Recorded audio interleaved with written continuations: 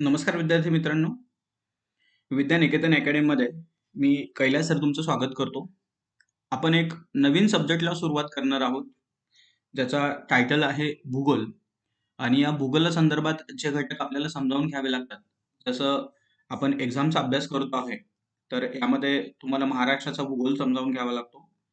त्यानंतर भारताचा भूगोल समजावून घ्यावा लागतो. त्यानंतर जग आणि जगाचा भूगोल समजावून घ्यावा लागतो. आणि त्यानंतर त्याच्यामध्ये एक महत्त्वाचा भाग म्हणजे प्राकृतिक भूगोल सुद्धा समजावून घ्यावा लागतो.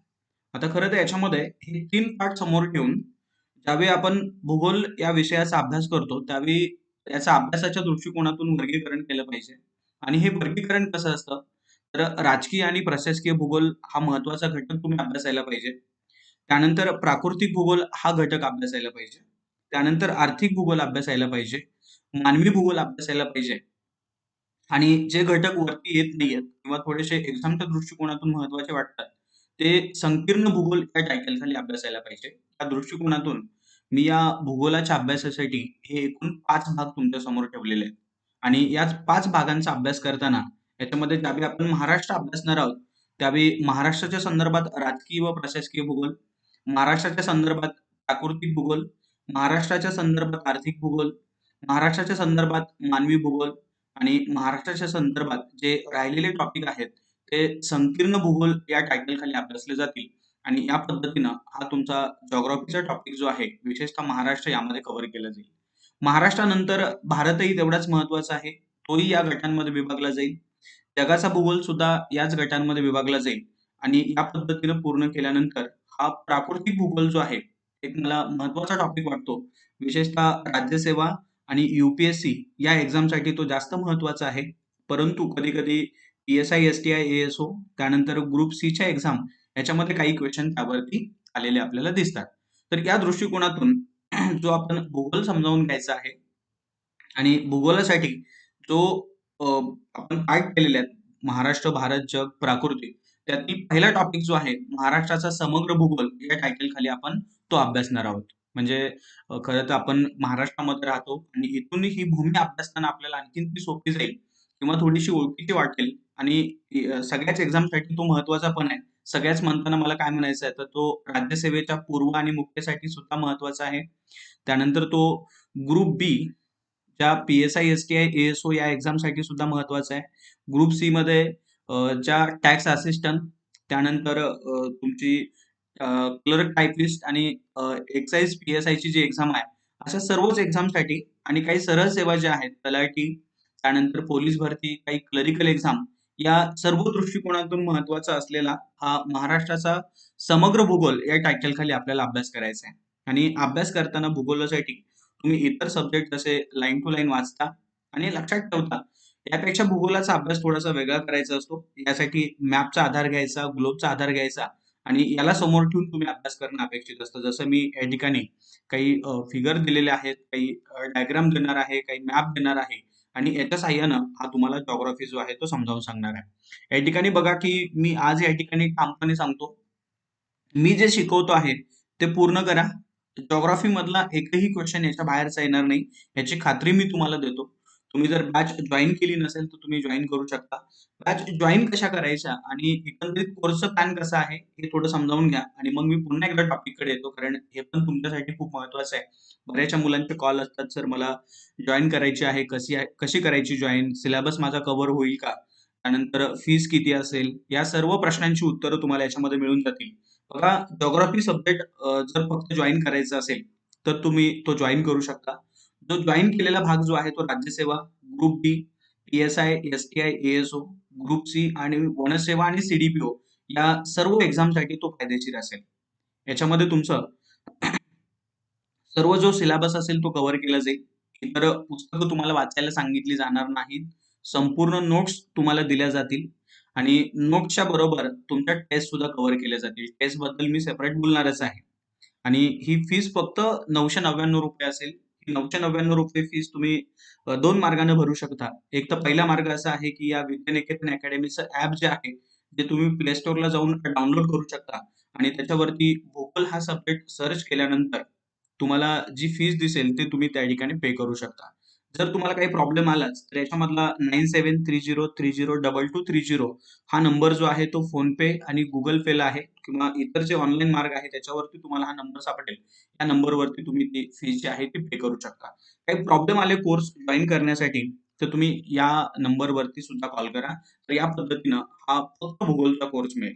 पण तुम्हाला जर या ठिकाणी इंटिग्रेटेड बॅच जॉईन करायचे असतील, ज्या इंटिग्रेटेड बॅच राज्यसेवा, त्यानंतर ग्रुप बी, ग्रुप सी आणि इतर ज्या सरळ सेवा आहेत, तलाठी, क्लर्क, त्याचबरोबर पोलीस भरती, या सर्व एक्झामचे कोर्स जे आहेत ते विद्यानिकेतन अकॅडमीकडून ऑनलाईन चालवले जातात. कारण सध्या ऑफलाईन कोर्सेस बंद आहेत.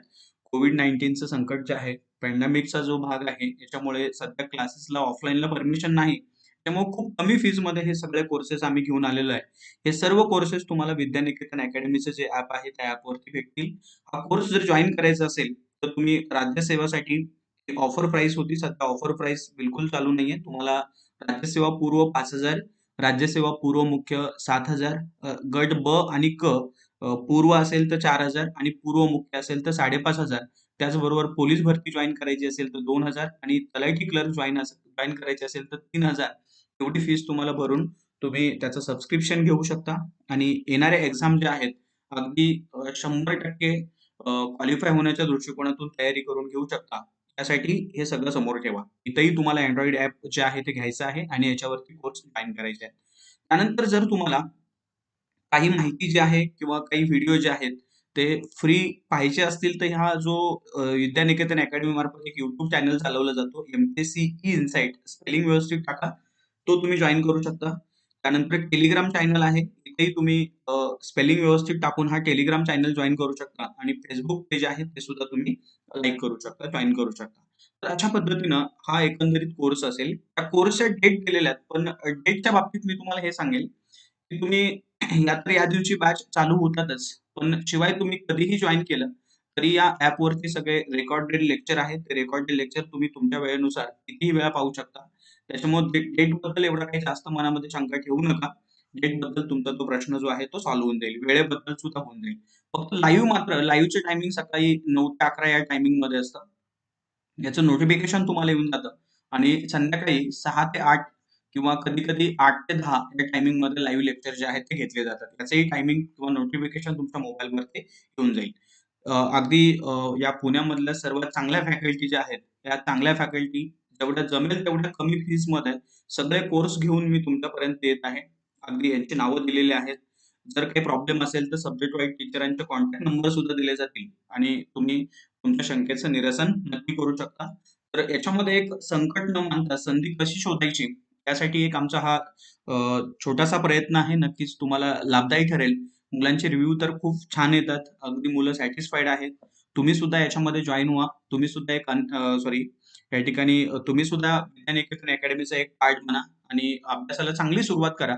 तर मला हे सांगायचं होतं. नंतर या ठिकाणी बघा, की हा जो कोर्स आहे फक्त जिओग्राफीचा, जो आज चालू झालेला आहे, त्या जिओग्राफीच्या कोर्समध्ये या ठिकाणी मला सांगायचं असं, की हा कोर्स जो आहे तो महाराष्ट्र, त्यानंतर भारत, त्यानंतर जग आणि त्यानंतर प्राकृतिक हे घटक तुमचे कव्हर केले जातील.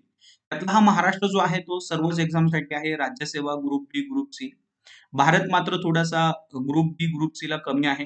पोलीस भरती, तलाठी याच्यामध्ये आणखीनच तो कमी होऊन जातो आणि जग फक्त राज्यसेवेला आहे, प्राकृतिक सुद्धा फक्त राज्यसेवेलाच आहे. तर या दृष्टिकोनातून नेमका फरक कसा द्यायचा, त्यानुसार त्या कोर्समध्ये तुमचे व्हिडिओ जे आहेत ते अवेलेबल करून दिले जातील. जसं महाराष्ट्र म्हणाल तर तुम्ही तो पोलीस भरती आणि तलाठीसाठी सुद्धा अभ्यासू शकता. उलट तुम्ही डेप्थवरती जाऊन अभ्यासायला पाहिजे, कारण जास्त क्वेश्चन त्यावरती असतात. तर ते व्हिडिओ जे आहेत ते त्या कोर्समध्ये अवेलेबल करून दिले जातील. तेवढे जरी व्हिडिओ तुम्ही कव्हर केले, तरी तुमचा रिझल्ट जो आहे तो 100% येऊ शकतो. याची खात्री मी तुम्हाला आज देतो. त्यानंतर बघा, की हा जो भूगोल आपण चालू केलेला आहे, त्यातले जे काही व्हिडिओ होणार आहेत, या व्हिडिओची रचना करताना शेवटी घटक कव्हर झाल्यानंतर टेस्टचा प्लॅन केलेला आहे. अशा तुम्हाला सर्व टेस्ट भेटून जातील. सुरुवातीला घटकावाईज टेस्ट भेटतील आणि नंतर पूर्ण कॉम्प्रिहेन्सिव्ह टेस्ट भेटतील. अशा दोन्ही प्रकारच्या टेस्ट आहेत. टेस्ट सुद्धा ॲपवरती अवेलेबल करून दिल्या जातील. तुम्ही त्या ठिकाणी ऑनलाईन सॉल्व्ह करू शकता. त्याची उत्तरं तुम्हाला त्या ठिकाणी भेटून जातील. आणि या टेस्टचं डिस्कशन सुद्धा मी YouTube चॅनलला देणार आहे. तो व्हिडिओ जो आहे तो प्रीमियर केलेला असेल. तो प्रीमियर केलेला व्हिडिओ जो आहे तो पाहताना मात्र अगोदरचे जे लेक्चर आलेले असतील तुमचे, उदाहरणार्थ बघा, की आज महाराष्ट्र चालू करताना मी महाराष्ट्राचा राजकीय आणि प्रशासकीय भूगोल त्याच्यामध्ये 2 चॅप्टर आहेत. महाराष्ट्राचं स्थान आणि विस्तार आणि महाराष्ट्राची राजकीय व प्रशासकीय रचना असे 2 घटक कव्हर करून त्याच्यावरती एक टेस्ट मी देणार आहे. आता हे पहिले दोन्ही व्हिडिओ मी YouTubeला फ्री ऑफ कॉस्ट देईल. सगळ्यांना पाहता येतील आणि ती टेस्ट सुद्धा फ्री देईल. पण नंतर मात्र जे काही व्हिडिओ येतील ते मात्र फक्त ॲपवरती असतील. तुम्हाला ॲपवरती व्हिडिओ पाहावे लागतील आणि नंतर ही जी टेस्ट आहे ती तुम्ही तुमच्या ॲपवरती सुद्धा सॉल्व्ह करू शकता आणि लाईव्ह डिस्कशन मात्र मी YouTube चॅनलवरती एमपीएससी ई इन्साइट या चॅनलला घेऊन येणार आहे. हे मात्र तुम्हाला पाहायचं असेल सगळ्यांसाठी फ्री असेल. अशा पद्धतीने एकंदरीत ते कोर्सचा प्लॅन असेल. या उपक्रमामध्ये महाराष्ट्राच्या पोलीस भरती, तलाठी हे सर्व लोक याच्यामध्ये सहभागी होऊ शकतात. राज्यसेवेवाले सुद्धा, त्यानंतर ग्रुप बी आणि ग्रुप सी हे सर्व लोक याच्यामध्ये सहभागी होऊ शकतात. जर आणखीन काही डाऊट असेल तर या नंबरवरती तुम्ही कॉल करा. तुमच्या शंकेचं निरसन केलं जाईल. तर या दृष्टिकोनातून हे तुम्हाला समजलं असेल कोर्स कसे जॉइन करायचे. तर आपल्या टॉपिककडे येऊया. बघा, महाराष्ट्राचा समग्र भूगोल या टायटल खाली एवढे 5 टॉपिक आपल्याला पूर्ण करायचे. त्याला आपण पार्ट म्हणूया. पार्ट 1, पार्ट 2, पार्ट 3, पार्ट 4 आणि पार्ट 5 अशा पद्धतीने 5 पार्ट आपल्याला कव्हर करायचे. हे थोडंसं अभ्यासक्रम ज्यावेळी तुम्ही पुढे जाता त्यावेळी बेस पक्का व्यवस्थित करत चला. कारण काय होतं की जेवढं बेस व्यवस्थित होईल तेवढं तुम्हाला ते व्यवस्थित समजेल. तर पहिला पार्ट जो आहे तो राजकीय आणि प्रशासकीय भूगोल, दुसरा पार्ट आहे प्राकृतिक भूगोल, तिसरा पार्ट आहे आर्थिक भूगोल, चौथा पार्ट आहे मानवी भूगोल आणि 5वा पार्ट आहे संकीर्ण भूगोल. म्हणजे अशा पद्धतीनं थोडक्यात जो जिओग्राफी आपण समजावून घेणार आहे त्याचे एकूण हे 5 पिलर आहेत. या 5 पिलरच्या साहाय्यानं 5 पार्टच्या साहाय्यानं आपण हा जिओग्राफी जो आहे तो समजावून घेणार आहे. लक्षात घ्या, हे 5 पिलर व्यवस्थित करायचे. कारण हे 5 पिलर केल्यानंतर काय होईल, नंतर ज्यावेळी तुम्ही तुमचं स्वतःचं मूल्यमापन करणार आहात त्यावेळी तुम्हाला कळेल की कोणत्या पिलरवरती, कोणत्या भागावरती माझे क्वेश्चन जास्त चुकतायत आणि त्या भागावरती तुम्हाला भर देता येईल आणि तो भाग तुमचा कव्हर झाला की तुमचा स्कोर वाढण्यासाठी खूप चांगली मदत होईल. मी तुम्हाला नंतर पिलर वाईज किंवा या भागावाईज टेस्ट अवेलेबल करून देईल, जेणेकरून तुमच्या मूल्यमापनासाठी याचा फायदा होईल. तरी ही आपली बॅच जी आहे ती लाईव्ह असेल, रेकॉर्डेड असेल किंवा मी डायरेक्ट तुमच्याशी कनेक्ट होऊ शकत नसेल फिजिकली, तरी तुम्ही मात्र आमच्याशी थोडे कनेक्ट राहा. मी जे काही सांगतोय त्या शब्दांचे अर्थ समजावून घ्या. आमचे नंबर आहेत, नंबरवरती कॉल करत राहा. फक्त प्रश्न मात्र थोडेसे अभ्यासाशी रिलेटेड विचारत चला. अगदी अभ्यासाच्या व्यतिरिक्त इतर प्रश्न सॉल्व्ह करण्यासाठी आपल्याकडे खरं वेळ कमी असतो आणि त्याच्यासाठी नक्कीच थोडासा वेळ कमी असल्यामुळं थोडे अभ्यासाशी रिलेटेड क्वेश्चन घेऊन आले तर मात्र बरं होईल. नाहीतर मग घरचे प्रश्न जर सॉल्व्ह करत बसलं तर मात्र आपला अभ्यास जो आहे, एक्झामचा अभ्यास जो आहे तो थोडा बाजूला राहू शकतो. म्हणजे मी सुरुवातीलाच या ठिकाणी तुम्हाला बऱ्याच वेळा सांगितलेलं आहे की मला तुम्हाला ज्ञानार्थी नाही बनवायचं, मला तुम्हाला परीक्षार्थी बनवायचं आहे. म्हणजे ही परीक्षा लवकरात लवकर क्रॅक कशी करता येईल आणि जी सध्या क्रिटिकल कंडिशन आहे, स्ट्रगल चालू आहे, ती सगळी गरिबी आहे किंवा खूप काही इतर भरपूर संकट असतात. काहींचं अगदी सगळंच खोळंबलेलं असतं, काहींचं लग्न राहिलेलं असतं, काहींचं मुलांचे प्लॅन राहिलेले असतात, अजून भरपूर काही असते. तर याच्याबद्दल मी काही बोलणार नाही. त्याच्यामुळे मला काय म्हणायचं आहे, की ज्ञानार्थी बनवण्याच्या ऐवजी मी तुम्हाला परीक्षार्थी बनवेल आणि याच्यातून पटकन बाहेर कसं काढता येईल यासाठी माझा प्रयत्न असेल. तर यासाठी तुम्ही माझ्याबरोबर पाहिजे. मी जे काय सांगतो आहे तेच केलं पाहिजे. नाहीतर मग असं समजा की आपली पंचवार्षिक याच्यामध्ये जाईल. पंचवार्षिक म्हणजेच काय? की 5 वर्षाचे, 10 वर्षाचे प्लॅन सगळे फक्त एमपीएससीची प्रिलिम, एमपीएससीची मेन्स, एमपीएससीची इंटरव्ह्यू आणि ॲड कधी येणार आहे, हे अशा पद्धतीचे सगळे प्रश्नच फक्त आपल्या समोर असतील. आपलं लाईफ मात्र सगळे याच्यामध्येच निघून जाईल आणि रिझल्ट मात्र येणार नाही. तर यासाठी थोडंसं पॉझिटिव्ह राहण्याचा प्रयत्न करा आणि जे सांगतोय ते समजावून घेण्याचा प्रयत्न करा, जेणेकरून तुम्हाला हे सगळे घटक जे आहेत ते पटकन समजतील. बघा, जो भूगोल असणार आहे तो सर्व एक्झामसाठी, राज्यसेवा, ग्रुप बी, सी, त्यानंतर काही सरळ सेवा ज्या आहेत, तलाठी, कॉन्स्टेबल या सर्व एक्झामसाठी हा फायदेशीर असेल. या दृष्टिकोनातून मी हा कोर्स जो आहे तो डिझाइन केलेला आहे. तुम्हाला ह्याचे टेस्ट सुद्धा भेटून जातील. बघा, त्यातला पहिला भाग जो आहे किंवा पार्ट 1 किंवा पिलर 1 म्हणूया आपण, तो आपण डिस्कशनसाठी घेतोय. त्याचा टायटल आहे राजकीय व प्रशासकीय भूगोल आणि या राजकीय प्रशासकीय भूगोलाचे 2 चॅप्टर आपल्याला कव्हर करायचे. चॅप्टर 1 किंवा लेक्चर 1 महाराष्ट्राचं स्थान आणि विस्तार आणि लेक्चर 2 महाराष्ट्राची राजकीय आणि प्रशासकीय रचना. एवढे 2 चॅप्टर तुम्ही कव्हर केले की तुमचं 1, 2, कधी-कधी 3-4 क्वेश्चन वरती याच्यावरती क्वेश्चन विचारले जातात. या दृष्टिकोनातून या टॉपिकची तयारी होऊन जाईल. आणि दुसरी गोष्ट की कोणताही अभ्यास करण्यासाठी, कोणताही विषय समजावून घेण्यासाठी ज्या बेसिक गोष्टी लागतात, त्या बेसिक गोष्टी तुम्हाला या चॅप्टरमध्ये मिळून जातील. त्यातला पहिला चॅप्टर जो आहे त्याच्यामध्ये आपल्याला कोणते घटक कव्हर करायचे आहेत बघा.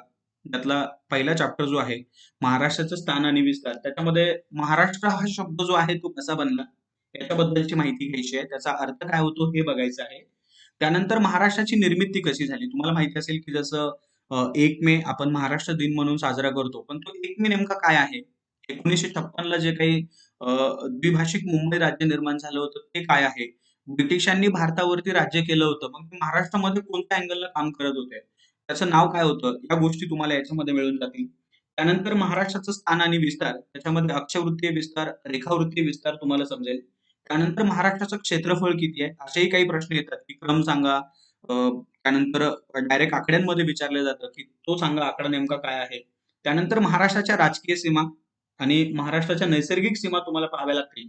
त्यानंतर महाराष्ट्राच्या जिल्ह्यांच्या सीमा विचारल्या जातात, त्या तुम्हाला कव्हर करता येतील. आणि सगळ्यात शेवटी आयोगाने नेमके कोणते प्रश्न विचारलेले आहेत, हे घटक सुद्धा तुमच्या त्या पहिल्या चॅप्टरमध्ये कव्हर होतील. ज्यावेळी आपण दुसऱ्या चॅप्टरकडे जाऊ, हे मात्र तुमचं दुसरं लेक्चर असेल.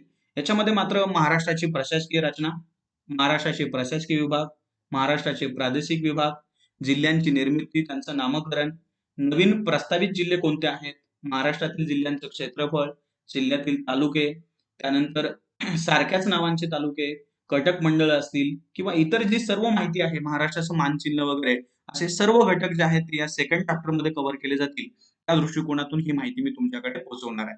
हे दोन्ही व्हिडिओ तुम्हाला YouTubeला अवेलेबल करून देणार आहे. तुम्ही ते पाहू शकता आणि याच्यावरची टेस्ट सुद्धा सॉल्व्ह करा. त्याच्या पुढचे व्हिडिओ मात्र फक्त आपल्या ॲपवरती असणार आहेत, हे मात्र लक्षात घ्या. त्याची टेस्ट मात्र मी तुम्हाला YouTubeला अवेलेबल करून देईल. ती सर्वांसाठी फ्री असेल. जर कोर्स घ्यायचा असेल तर तुम्ही आजच घेऊ शकता. सिलेबस मात्र 100% कव्हर करेल. फक्त सिलेबसच कव्हर करणार नाहीये, तर तुम्हाला जी एक्झाम येणार आहे, त्याच्यामध्ये 100% क्वेश्चन मी शिकवलेल्या अभ्यासक्रमामधलेच असतील, एवढी खात्री देऊन हा सब्जेक्ट मी तुमच्यापर्यंत घेऊन आलेला आहे. असं मी काही सब्जेक्ट बद्दलच बोलतो बरं का, लक्षात ठेवा.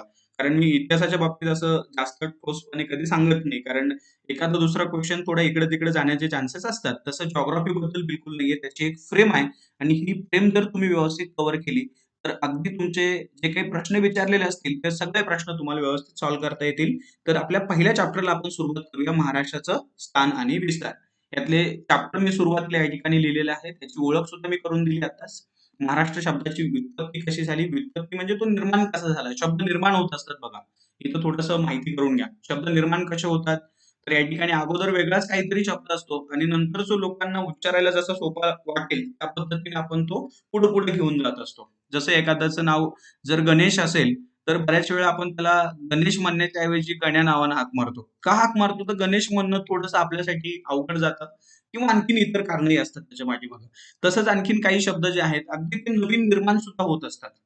आता याचं एखादं मराठी व्याकरणामध्ये मी खरं समानार्थी, विरुद्धार्थी शब्दांची व्युत्पत्ती याच्यामध्ये काही घटक सांगत असतो. उदाहरणार्थ तुम्हाला एखादा शब्द जर सांगायचा झाला, की शब्द कसा बदलतो, कसा आपण उच्चारतो, याच्यामध्ये जर तुम्ही आपलं एस-टी महामंडळ बघितलं असेल, त्या एस-टीमध्ये 2 व्यक्ती असतात. एक असतो ड्रायव्हर आणि दुसरा असतो क्लीनर असतो खरं.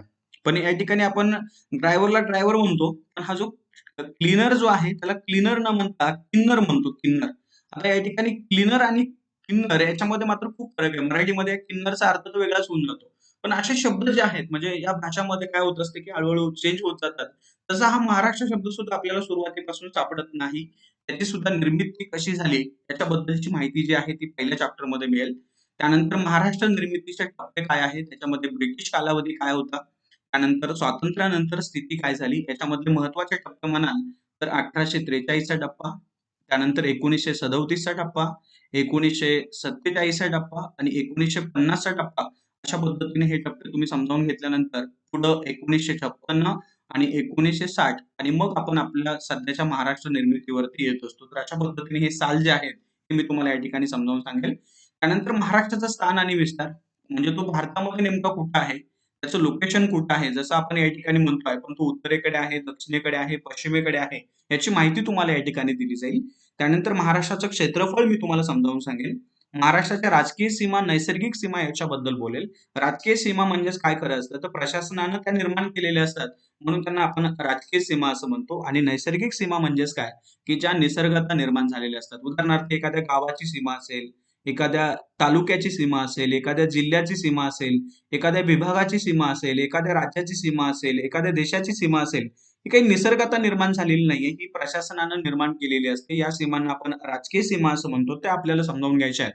आणि महाराष्ट्राच्या नैसर्गिक सीमा या मात्र निसर्गाने निर्माण केलेल्या असतात. जसं एखादी नदी आहे, एखादा पर्वत आहे, हा काही एखाद्या आमदार खासदारानं सीएमनं निर्माण केलेला नसतोय. हे निसर्गात निर्माण झालेलं असतं, म्हणून त्यांना आपण नैसर्गिक सीमा असं म्हणतो. तर ते आपल्याला या ठिकाणी समजावून घ्यायचं आहे. महाराष्ट्रातील जिल्ह्यांच्या सीमा समजावून घ्यायच्या आहेत आणि सगळ्यात शेवटी आयोगाचे प्रश्न कोणते असतील याबद्दल आपण डिस्कशन करणार आहे. हे मात्र याच्यावरती स्वतंत्र लेक्चर येणार आहे. आपलं पहिलं आणि दुसरं लेक्चर कव्हर झाल्यानंतर मग याच्यावरती क्वेश्चन मी घेऊन येईल. या पूर्ण लेक्चर सिरीजमध्ये जवळपास माझं टार्गेट आहे की 1000 प्लस क्वेश्चन कशा पद्धतीने सॉल्व्ह करता येतील त्याच्यावरती माझा भर असणार आहे, जेणेकरून अभ्यासक्रमाची सर्व तयारी जी आहे ती तुम्हाला या ठिकाणी करून घेता येईल. बघा, एवढे टॉपिक यामध्ये आपल्याला आजच्या लेक्चरमध्ये कव्हर करायचे. मी इथून सुरुवात करतो.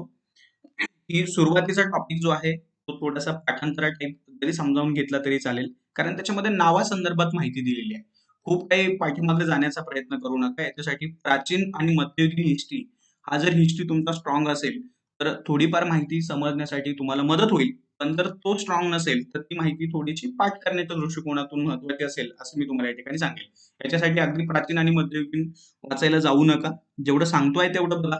अगदी जोड्या लावा, सिंगल स्टेटमेंट अशा पद्धतीचे प्रश्न त्यावरती येऊ शकतात. आजपर्यंत त्याच्यावरती प्रश्न खूप कमी आलेले आहेत.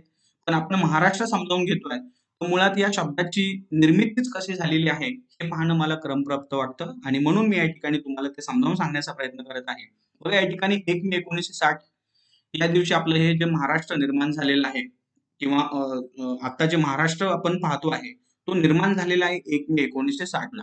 आणि जर सध्याचा विचार केला, सध्याचा विचार म्हणजेच काय, की या ठिकाणी डेट पण दिलेली आहे 26 जानेवारी 2020. जर इथपर्यंत जर विचार केला किंवा सध्याचा विचार केला, तर सध्या महाराष्ट्रामध्ये एकूण 28 राज्य आहेत आणि 8 केंद्रशासित प्रदेश आहेत. काही दिवसापूर्वी याच्यामध्ये थोडा बदल झाला. इथं 29 राज्य होती आणि इथं 7 केंद्रशासित प्रदेश होते आणि 7च्या नंतर या ठिकाणी 28 राज्य आणि 9 केंद्रशासित प्रदेश झाले. पण सध्या मात्र या ठिकाणी 28 राज्य आणि 8 केंद्रशासित प्रदेश अशा पद्धतीची रचना आहे. आता का हे असं झालं? तर याच्याबद्दल 2 गोष्टी तुम्हाला समजावून घ्याव्या लागतात. हा भारताचा मॅप, याच्यामध्ये भारतामधला हा जम्मू काश्मीरचा वरचा भाग, याच्यामध्ये तुम्हाला माहिती आहे की जम्मू काश्मीर हे एक राज्य होतं. पण त्या राज्याचा दर्जा काढून घेतला आणि त्याला मात्र काय केलं की 2 युनियन टेरिटरी केंद्रशासित प्रदेश बनवले. म्हणून या ठिकाणी जी केंद्रशासित प्रदेशांची संख्या 7 होती, ती झाली किती या ठिकाणी 9 झाली. बाकीचे केंद्रशासित प्रदेश तुम्हाला माहिती असतील का? एवढाही अभ्यास नाहीये. जर नसेल तर बघा, मी सांगतो केंद्रशासित प्रदेश कोणते होते. या ठिकाणचा हा चंदीगड, या ठिकाणचा हा दिल्ली, त्यानंतर दमन दीव आणि दादर नगर हवेली, त्यानंतर या ठिकाणचा हा लक्षद्वीप, त्यानंतर इथला हा पुदुचेरी, त्यानंतर या ठिकाणी हा असलेला अंदमान निकोबार.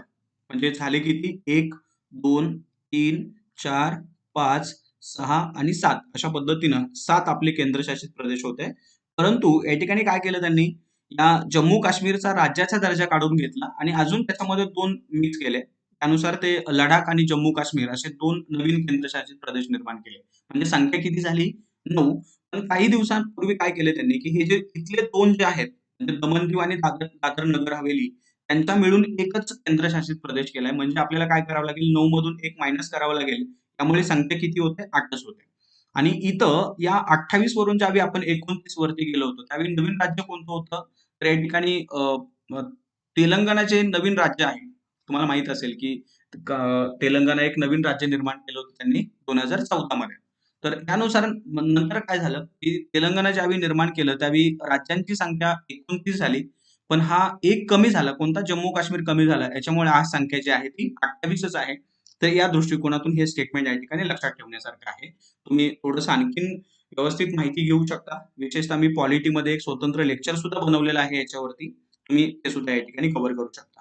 त्यानंतर महाराष्ट्र राज्याचा भारतीय राज्यघटनेमध्ये अनुच्छेद 1 नुसार असलेल्या पहिल्या अनुसूचीमध्ये 8व्या क्रमांकाचं राज्य म्हणून उल्लेख करण्यात आलेला आहे किंवा समावेश आहे. म्हणजे या ठिकाणी आपल्या भारतामध्ये राज्य किती असतील आणि त्यांच्या नावांची यादी ही सर्व कुठे आहे बघा, की आपल्या राज्यघटनेची रचना भाग, त्यानंतर परिशिष्ट आणि कलम यामध्ये केलेली आहे. आज घटनेमध्ये तसं पाहिलं तर 25 भाग आपल्याला पाहायला मिळतात. परिशिष्टांचा विचार कराल तर याच्यामध्ये 12 परिशिष्ट पाहायला मिळतात आणि मूळ कलम 395 होती. पण उपकलमांचा विचार केला तर ती साधारणतः 465-70 पर्यंत कलम पाहायला मिळतात. हे पण तुम्हाला पॉलिटीमध्ये बघायला मिळेल. त्यापैकी राज्यांच्या नावांची यादी जी आहे, ही जी परिशिष्ट आहेत एकूण 12 परिशिष्ट, त्यातलं पहिलं परिशिष्ट जे आहे त्याच्यामध्ये राज्यांच्या नावांची यादी दिलेली आहे. त्यामधलं जे पहिलं परिशिष्ट आहे, त्यामध्ये जे पहिलं परिशिष्ट आहे, त्या पहिल्या परिशिष्टामध्ये 8व्या क्रमांकाचं राज्य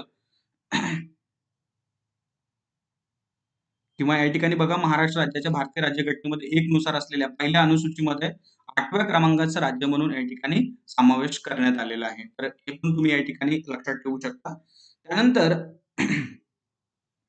त्याच्या पुढे बघा महाराष्ट्र तसा पाहिला तर प्रगत आहे असं म्हटलेलं आहे.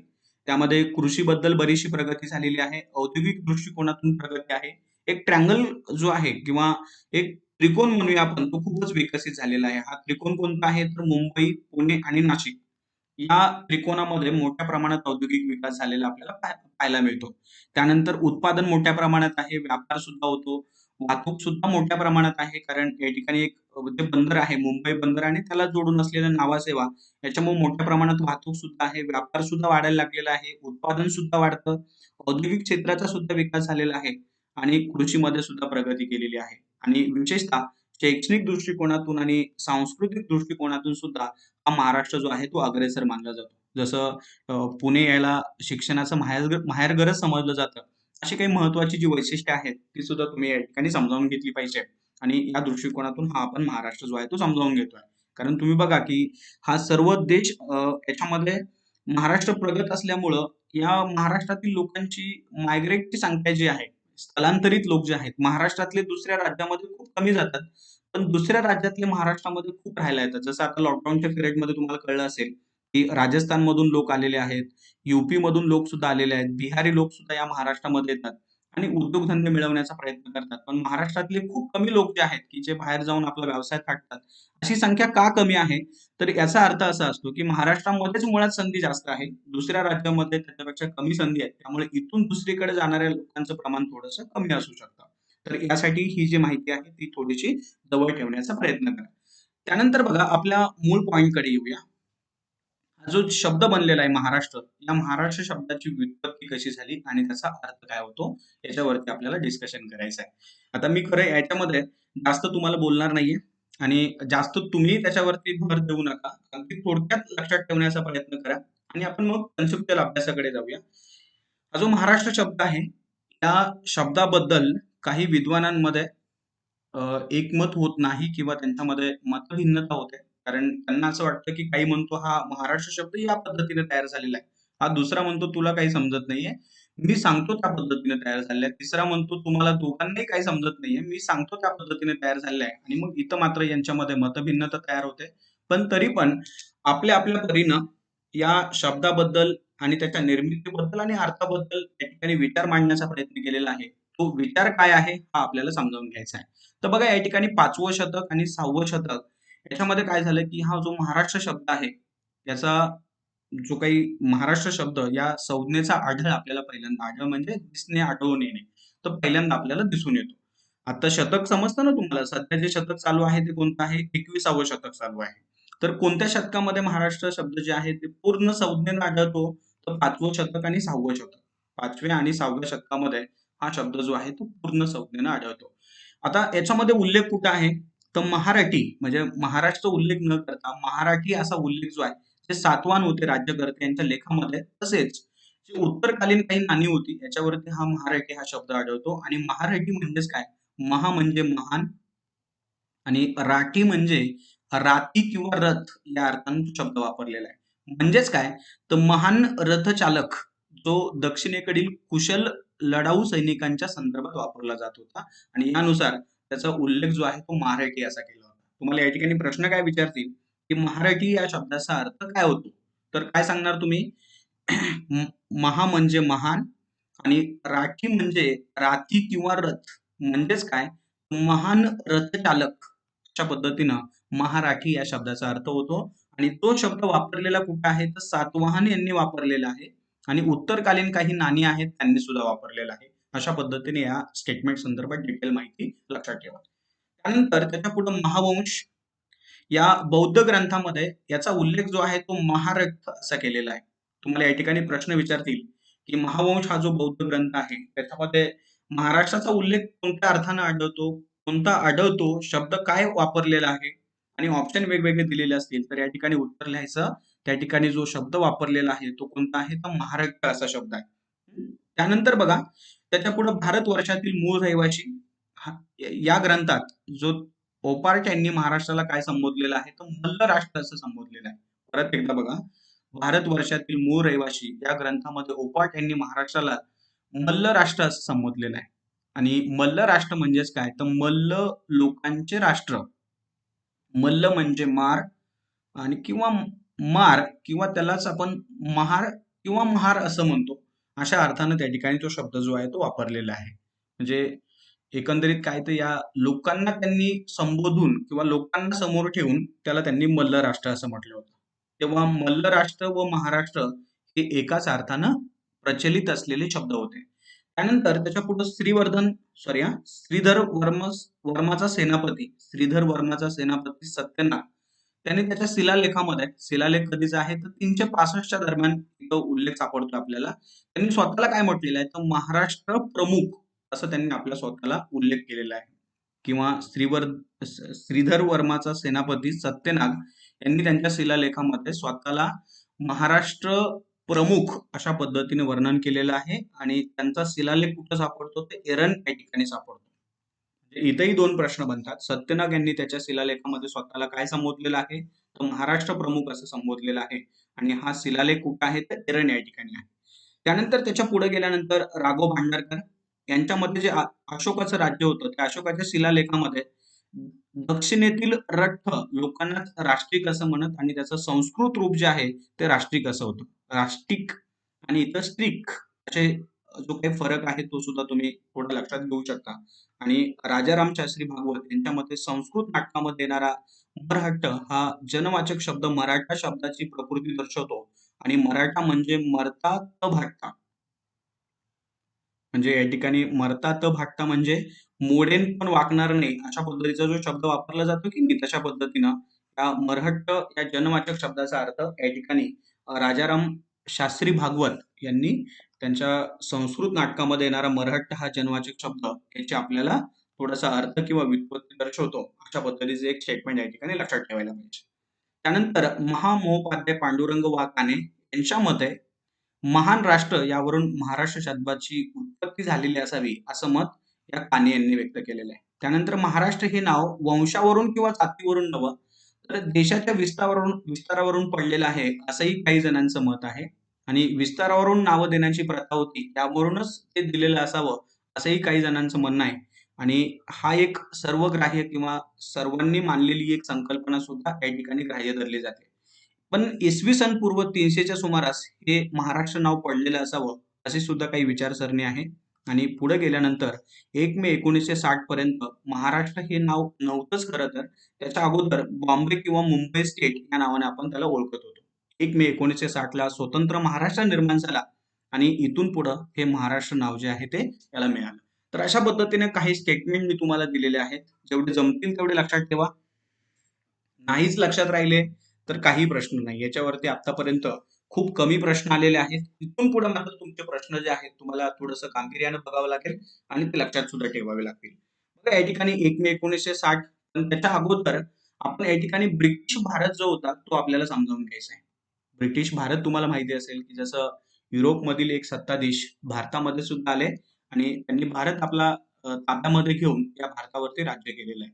भारतामध्ये राज्य करताना त्यांनी इथला बंगाल प्रदेश, त्यानंतर इथला मुंबईचा प्रदेश, त्यानंतर खालचं मैसूर, त्यानंतर इथला कर्नाटक, त्यानंतर या बाजूचा असलेला सिंध आणि इथलं सिखांचं साम्राज्य जे आहे ते आपल्या ताब्यामध्ये घेतलं होतं. आताची जी सीमा जी आहे ती आपल्याला गुजरातच्या तिथं दिसते. पण पूर्वी मात्र हा जो पाकिस्तान आहे तो सर्व भारतामध्येच होता. इथला बांगलादेश जो आहे तो सुद्धा पूर्ण भारतामध्येच होता. त्याच्यामुळे सीमा थोड्याशा बाजूला आहेत असं समजावून हे सगळं समजावून घ्या.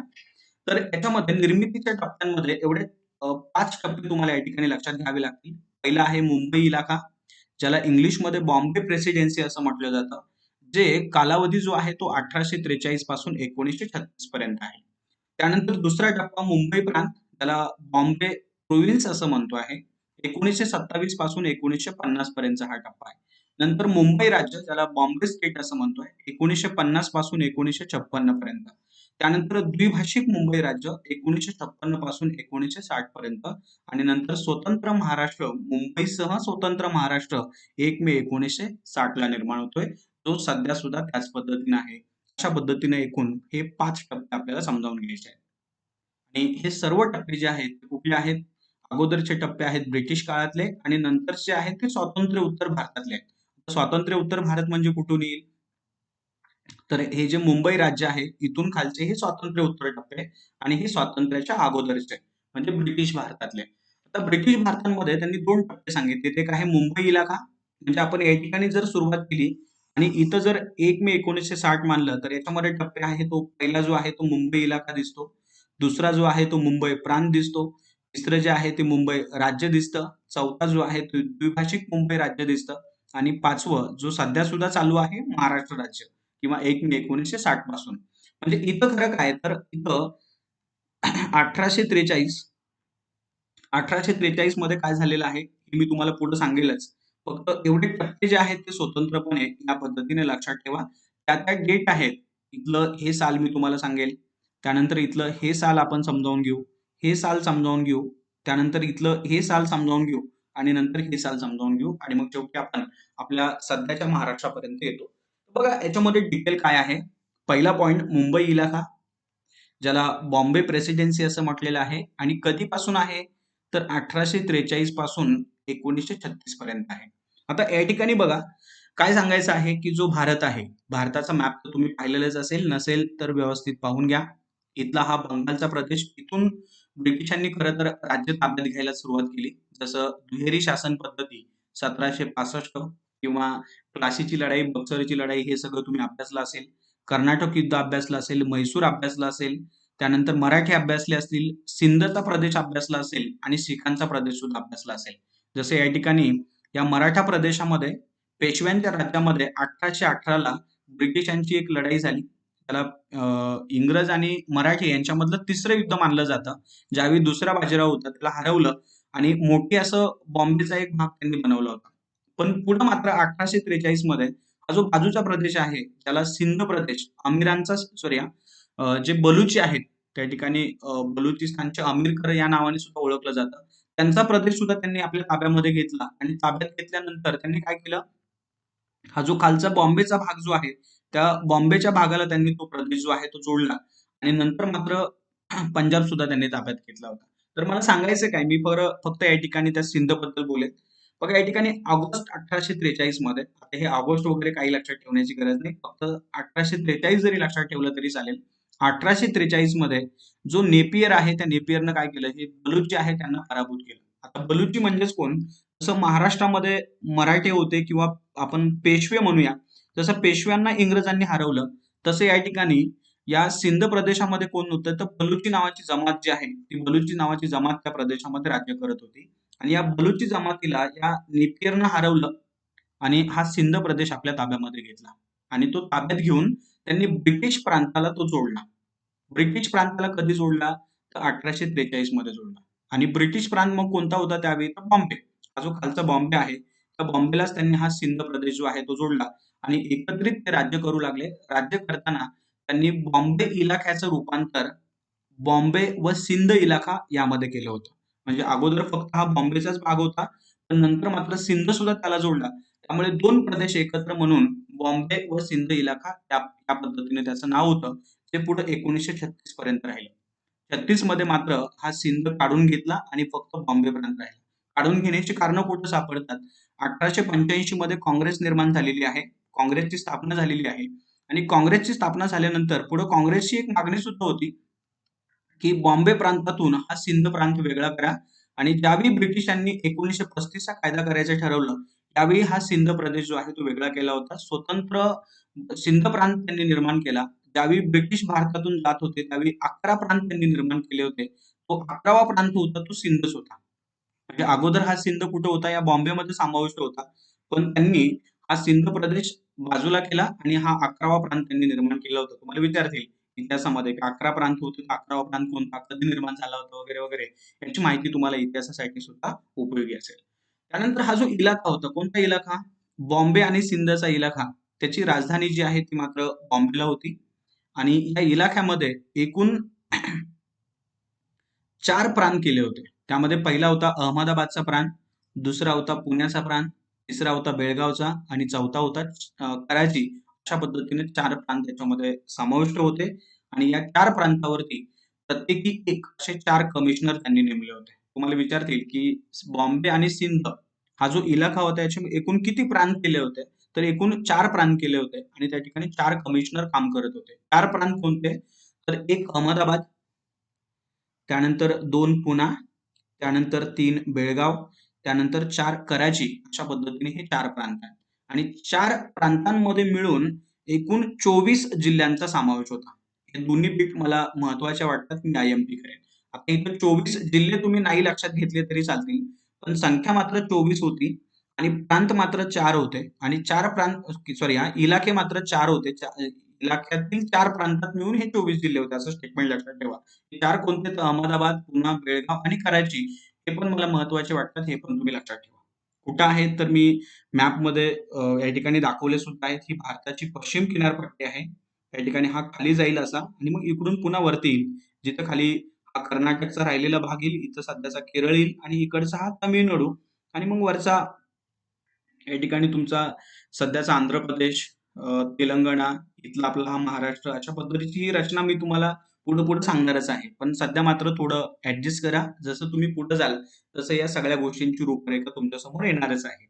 तर इलाख्यातील एकूण 4 प्रांतांमध्ये मिळून एकूण 24 जिल्ह्यांचा समावेश होता. हे 24 जिल्हे लक्षात ठेवण्याची गरज नाही. पण तरीसुद्धा मी या ठिकाणी तुम्हाला दिलेले आहेत. त्यापैकी उत्तर विभाग जो होता त्याचं मुख्यालय अहमदाबाद या ठिकाणी होतं आणि अहमदाबादमध्ये एकूण 6 जिल्हे होते. त्यानंतर मध्य विभाग जो आहे, तो त्याला दख्खन या नावाने सुद्धा ओळखायचे. याचं मुख्यालय पुणे या ठिकाणी होतं आणि याच्यामध्ये एकूण 8 जिल्हे होते. त्यानंतर विभागामध्ये पुढचा विभाग होता कर्नाटक. त्याचं मुख्यालय बेळगाव होतं आणि बेळगावमध्ये एकूण 4 जिल्हे होते. त्यानंतर पुढचा होता सिंध आणि याची मुख्यालय किंवा मुख्य ठिकाण कराची या ठिकाणी होतं आणि याच्यामध्ये एकूण 6 जिल्हे समाविष्ट होते. या सर्वांची बेरीज केली तर ती तुम्हाला 24 मिळून जाईल. या पद्धतीने हे 24 जिल्हे त्याच्यामध्ये होते. हे जास्त काही लक्षात ठेवण्याचा प्रयत्न करू नका. प्रिलिमला ते येणार नाहीये. मेन्सला एखादा दुसरा क्वेश्चन त्यावरती येण्याचे चान्सेस असतात. फक्त नजरेखालून घाला. लॉजिक डेव्हलप करा. लॉजिकच्या आधारे क्वेश्चन सॉल्व्ह करायला शिकायचं. लॉजिकच्या आधारे प्रश्न कसा सॉल्व्ह केला जातो, हे मी तुम्हाला टेस्ट सीरीजमध्ये दाखवणार आहे. त्या टेस्ट सीरीजमध्ये सगळ्यात जास्त तुम्हाला फायदा कुठं होईल, की जी ग्रुप बी ची एक्झाम असते, ग्रुप सी ची एक्झाम असते किंवा जिथं पेपर सोडवण्यासाठी खूप कमी टायमिंग असतो, त्या ठिकाणी तुम्हाला खूप फायदा होईल. मी टायमर लावून तुम्हाला तो पेपर सॉल्व्ह करून देणार आहे. म्हणजे एक क्वेश्चन अगदी 30 सेकंदामध्ये, 40 सेकंदामध्ये कसा सॉल्व्ह करायचा, याचे टेक्निक मी तुम्हाला त्याच्यामध्ये सांगणार आहे. त्याच्यामुळे तो प्रीमियर केलेला व्हिडिओ जो आहे, तो व्यवस्थित लक्ष देऊन ऐका. जरी घरी असेल, तरी कुठेतरी बेडवरती झोपलेले आहात, कुठेतरी कोणाशी तरी मोबाईलवरती बोलत आहात, कुठेतरी जेवण करत आहात, अशा पद्धतीने व्हिडिओ अजिबात पाहू नका. कॉन्सन्ट्रेशन खूप महत्वाचं आहे. 100% कॉन्सन्ट्रेशन ठेवायचं आणि मग व्हिडिओ बघायचा. खूप माझ्या 10 रिव्हिजन झाल्या, माझ्या 20 रिव्हिजन झाल्या. बिलकुल गरज नसते रिव्हिजनची. साधारणतः 3 ते 4 रीडिंगमध्ये सब्जेक्ट जो आहे तो परफेक्ट होऊन जातो आणि यासाठी ते थोडं व्यवस्थित लक्षात ठेवण्याचा प्रयत्न करत चला. लक्षात ठेवण्याचे मार्ग ते तुम्ही थोडेसे समजावून घ्या काय असतात ते. तर इथं तुम्हाला हे कळलं असेल.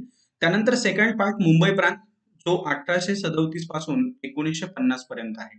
आता इथं काय झालेलं आहे, की 1935 चा कायदा पारित झालेला आहे, ज्याला आपण भारतीय परिषदेचा कायदा 1935 असं म्हणतो. त्याच्या अगोदरचे कायदे म्हणाल तर 1919 मध्ये मॉन्टेग्यू चेम्सफर्ड सुधारणा कायदा आणि 1919 चा कायदा म्हणाल तर मोर्ले मिंटो कायदा.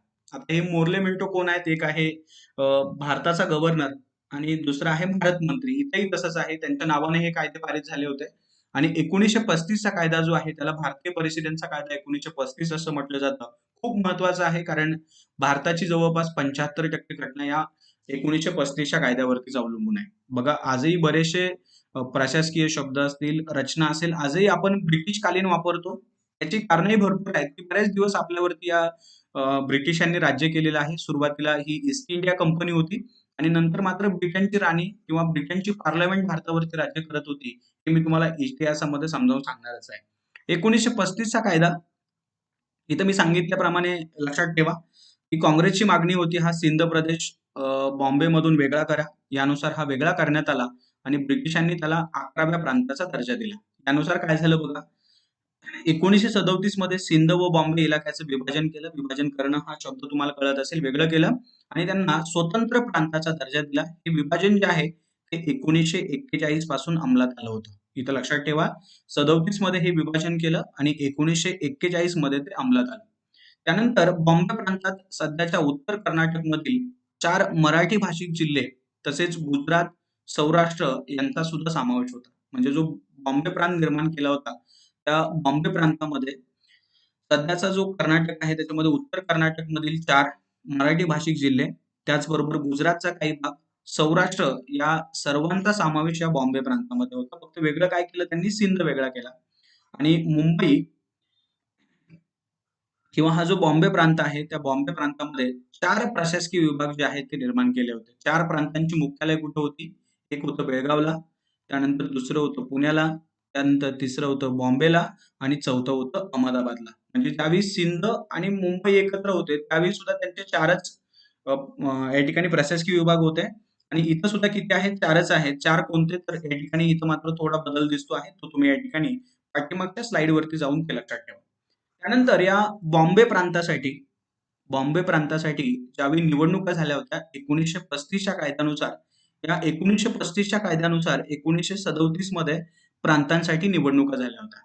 या एकूण 11 प्रांतांसाठी निवडणुका झाल्या होत्या. 11 पैकी जवळपास 8 प्रांतांवरती काँग्रेसचं वर्चस्व होतं. काँग्रेसचे जे व्यक्ती आहेत ते तिथले मुख्यमंत्री बनले होते, सीएम बनले होते असं लक्षात ठेवा. तर त्यावेळेची थोडी नावं वेगळी आहेत, पण तरी आपण मुख्यमंत्री म्हणूया.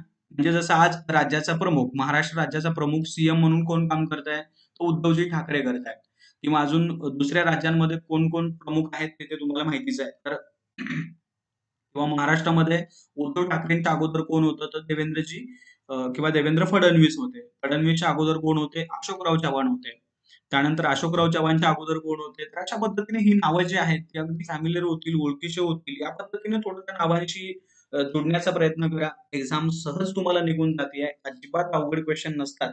फक्त अभ्यास मात्र त्या पद्धतीने केला तर. नाहीतर शेवटी पेपर देऊन बाहेर आलं, की अरे सगळे सिलेबसच्या बाहेरचे क्वेश्चन होते. आता सिलेबसच्या बाहेर क्वेश्चन जर काढायचे असते, तर एमपीएससीने सगळा एवढा खटाटोप कशाला केला असता? स्पर्धा परीक्षांनी एवढा खटाटोप कशाला केला असता? आपलं उलटं होतंय. आपण अभ्यासक्रम सोडून भलतंच काहीतरी वाचत बसतो आणि मग एक्झाममध्ये क्वेश्चन नाही आले, की परत पुढच्या वर्षीची वाटचाल, पुढच्या वर्षीची ॲडव्हर्टायझिंगची वाट, अशा पद्धतीने हे सगळं आपलं स्ट्रक्चर असतं, ते थोडंसं सोडून देण्याचा प्रयत्न करा. वास्तवावरती येण्याचा प्रयत्न करा. 1935 चा कायदा, 1937 मध्ये निवडणुका, इथं 11 पैकी 8 प्रांतांमध्ये काँग्रेसची सरकारं आणि ती सरकारं जी आहेत ती 1939 पर्यंत टिकली. इथं मात्र काँग्रेसच्या त्या सरकारांनी राजीनामा दिला होता. का राजीनामा दिला होता? तुम्हाला माहित असेल 1939 मध्ये दुसरं महायुद्ध सुरू झालं होतं. पहिलं महायुद्ध कधीचं आहे? 1914 पासून 1919 पर्यंतचं आणि दुसरं महायुद्ध 1939 ला सुरू झालेलं आहे आणि ते संपलेलं आहे 45-46 ला. शेवटी मात्र हिरोशिमा आणि नागासाकी याच्यावरती बॉम्ब टाकले. जपान सुद्धा शांत झाला आणि इथं दुसरं महायुद्ध संपलं. हे सुद्धा मी तुम्हाला इतिहासामध्ये व्यवस्थित सांगेल. इथं मात्र लक्षात घ्या की 1939 मध्ये दुसरं महायुद्ध सुरू झालं आणि या दुसऱ्या महायुद्धामध्ये काँग्रेसला विचारात न घेता ब्रिटिशांनी, इंग्लंडनं भारताला सुद्धा या युद्धामध्ये इंग्लंडच्या बाजूने सहभागी करून घेतलं. हे भारतीय नेत्यांना आवडलं नाही, म्हणून काँग्रेसच्या सरकारांनी राजीनामा दिला होता. म्हणजे 37 मध्ये सरकारं बनली आणि 39 मध्ये त्यांनी राजीनामा दिला.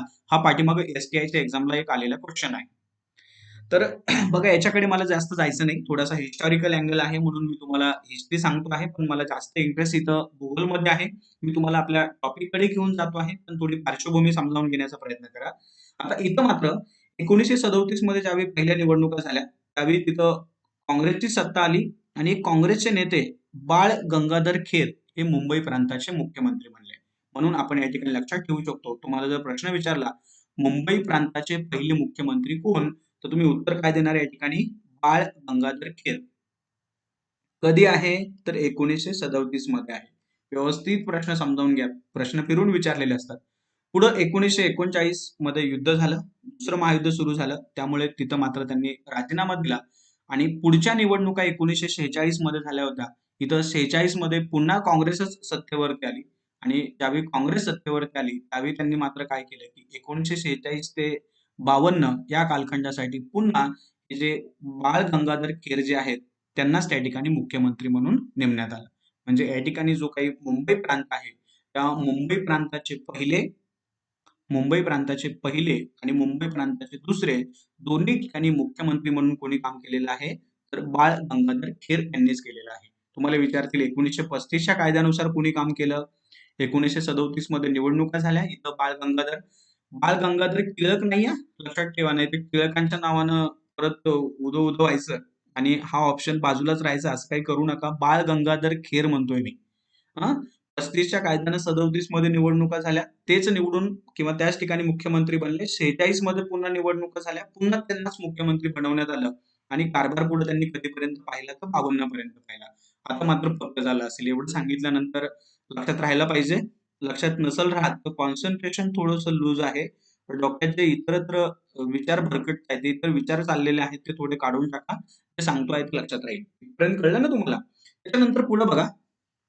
आता इथं मात्र मुंबई राज्य, इथं आपण स्वातंत्र्याकडे वाटचाल करतो आहे. 1947 मध्ये भारताला स्वातंत्र्य मिळालं आणि स्वातंत्र्य मिळाल्यानंतर ज्यावेळी भारताला स्वातंत्र्य दिलं त्यावेळी त्यांनी एक नवीन देश सुद्धा निर्माण केला होता पाकिस्तान नावानं, जो आजही आहे. थोडासा बदल आहे त्यामध्ये, पण तेही मी इथं सांगणार नाहीये तुम्हाला. चला आपल्या टॉपिक कडे या. 47 मध्ये भारत स्वतंत्र झाला. 15 ऑगस्ट 1947 ला भारताला स्वातंत्र्य आणि इथं मात्र आपल्या घटना बनवण्याचं काम चालू झालं. या घटना बनवण्याच्या स्वातंत्र्याच्या अगोदरच झालं होतं खरं, घटना समिती वगैरे हे सगळं मी पॉलिटीमध्ये सांगितलेलंच आहे. त्या घटना बनवण्याचं काम तुम्हाला माहिती आहे की 1949 मध्ये संपलं आणि हीच घटना 26 जानेवारी 1950 ला भारतामध्ये अंमलात आली, ज्याला आपण प्रजासत्ताक दिन म्हणून सुद्धा साजरा करतो. 26 जानेवारी 1950. इथं जो विचार केलेला आहे तो 50 पासून केलेला आहे, 50 पासून 56 पर्यंत. कारण इथं परत काय होत आहे, भाषावार प्रांतांची मागणी होती आहे आणि याच्यामुळे काही समिती आयोग नेमले जात आहेत. त्यानुसार पुन्हा त्याच्यामध्ये चेंजेस आहेत. तर मुंबई राज्य 26 जानेवारी 1950 ला भारतीय राज्यघटना अंमलात आली आणि प्रांतांना पूर्ण राज्यांचा दर्जा प्राप्त झाला. म्हणजे जे जे ब्रिटिश प्रांत होते त्यांना त्यांनी राज्याचा दर्जा देऊन टाकला. त्यावेळी त्यांनी राज्यांचा दर्जा देताना त्याचं वर्गीकरण A, B, C, D अशा 4 गटांमध्ये त्यांनी केलं होतं आणि हेच वर्गीकरण पुढं जे काही भाषावार प्रांत रचना करण्यासाठी आयोग नेमले होते त्यातला फजल अली आयोग 1953चा, जो पुढे 1955-56 मध्ये अस्तित्वात आलेला आहे, त्यानुसार हे ABCD वर्गीकरण त्यांनी कॅन्सल केलं आणि भाषिक प्रांत रचना हा मुद्दा स्वीकारून त्यांनी काही राज्य निर्माण केली होती. बघा, भाषिक प्रांत रचना करण्यात यावी त्यासाठी जे आयोग नेमलेले आहेत तिथं 3 आयोग तुम्हाला लक्षात ठेवावे लागतात. पहिला आहे दार आयोग, जो 1948 मध्ये नेमला होता. दुसरा आहे JBP कमिटी, जी 1949 मध्ये नेमली होती आणि तिसरा आहे फजल अली आयोग, जो 1953 मध्ये नेमला होता. इथं दार आयोगानं भाषिक प्रांत रचना हा मुद्दा नाकारला. JBP कमिटीनं सुद्धा भाषिक प्रांत रचना हा मुद्दा नाकारला, पण फजल अली आयोगानं भाषिक प्रांत रचना हा मुद्दा समोर ठेवून या ठिकाणी काही राज्यांची निर्मिती करण्यात आली होती, जी पुढे 1956 मध्ये अस्तित्वात आली आणि म्हणून इथं 1956 लिहिलंय. भाषिक प्रांत रचना या शब्दाचा अर्थ असा होतो की एक भाषा एक राज्य किंवा आमची भाषा आणि आमचं राज्य निर्माण करा या अर्थानं केलेली मागणी. यानुसार दार आयोग, JBP कमिटी आणि फजल अली आयोग हे आयोग किंवा समित्या नेमलेल्या आहेत आणि यांनी हा प्रश्न सोडवलेला आहे. सुरुवातीला मात्र त्याला नकार होता, पण नंतर मात्र या ठिकाणी त्याला होकार देऊन एक राज्य एक भाषा हे तत्व नाही, परंतु 2 किंवा अधिक भाषा जरी असतील तरी एक राज्य या तत्वावरती राज्यांची निर्मिती करण्यात आलेली आहे आणि ती फजल अली कमिटीच्या शिफारशीनुसार करण्यात आलेली आहे, जी पुढे 56 मध्ये अस्तित्वात आलेली आहे. तर 26 जानेवारी 1950 आपली भारताची राज्यघटना अंमलात आली आणि यानुसार प्रांतांना पूर्ण राज्यांचा दर्जा दिला. हा मुद्दा तुम्हाला नक्की समजला असेल. पुढे काय झालं बघा, बॉम्बे स्टेटमध्ये काय काय आलं, तर कच्छ आणि सौराष्ट्र हे भाग वगळले आणि गुजरात मधील 12 जिल्हे, दख्खन व कोकणातील 8 आणि 4 जिल्हे क्रमानं म्हटलेले आहे, म्हणजे दख्खन मधले 8 आणि कोकणातील 4 जिल्हे, तसेच बेळगाव मधील 4 असे एकूण 28 जिल्ह्यांचा समावेश असलेला हा बॉम्बे स्टेट किंवा मुंबई राज्य अस्तित्वात आलं.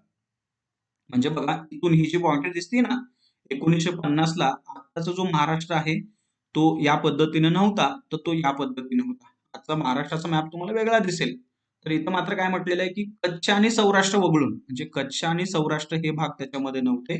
पण अशा पद्धतीनं काय म्हटलेलं आहे की गुजरातमधील एकूण 12 जिल्हे, त्यानंतर दख्खनमधील एकूण 8 जिल्हे, त्यानंतर कोकणातील एकूण 4 जिल्हे आणि बेळगाव मधील एकूण 4, अशा पद्धतीने एकूण 28 जिल्ह्यांचा समावेश असलेलं हे मुंबई राज्य जे आहे ते अस्तित्वात आलं होतं कधी? 1950 मध्ये. इथं 1950 मध्ये अस्तित्वात आल्यानंतर पुढं काय झालं हे पाहायचं आहे. पण हे स्टेटमेंट काय सांगते बघा, मुंबई राज्याचे दुसरे मुख्यमंत्री म्हणून मोरारजी देसाई यांची निवड झाली होती. कधी? तर 21 एप्रिल 1952 मध्ये. जे पुढं त्यांनी कारभार पाहिला 1956 पर्यंत. मोरारजी देसाई तुम्हाला माहिती असतील. पुढं 1977 मध्ये ते भारताचे पीएम सुद्धा बनले होते, जिथं मोदी काम करतायत. कधी? 1977 मध्ये. इंदिरा गांधींच्या विरोधात त्यांनी निवडणूक लढवली होती.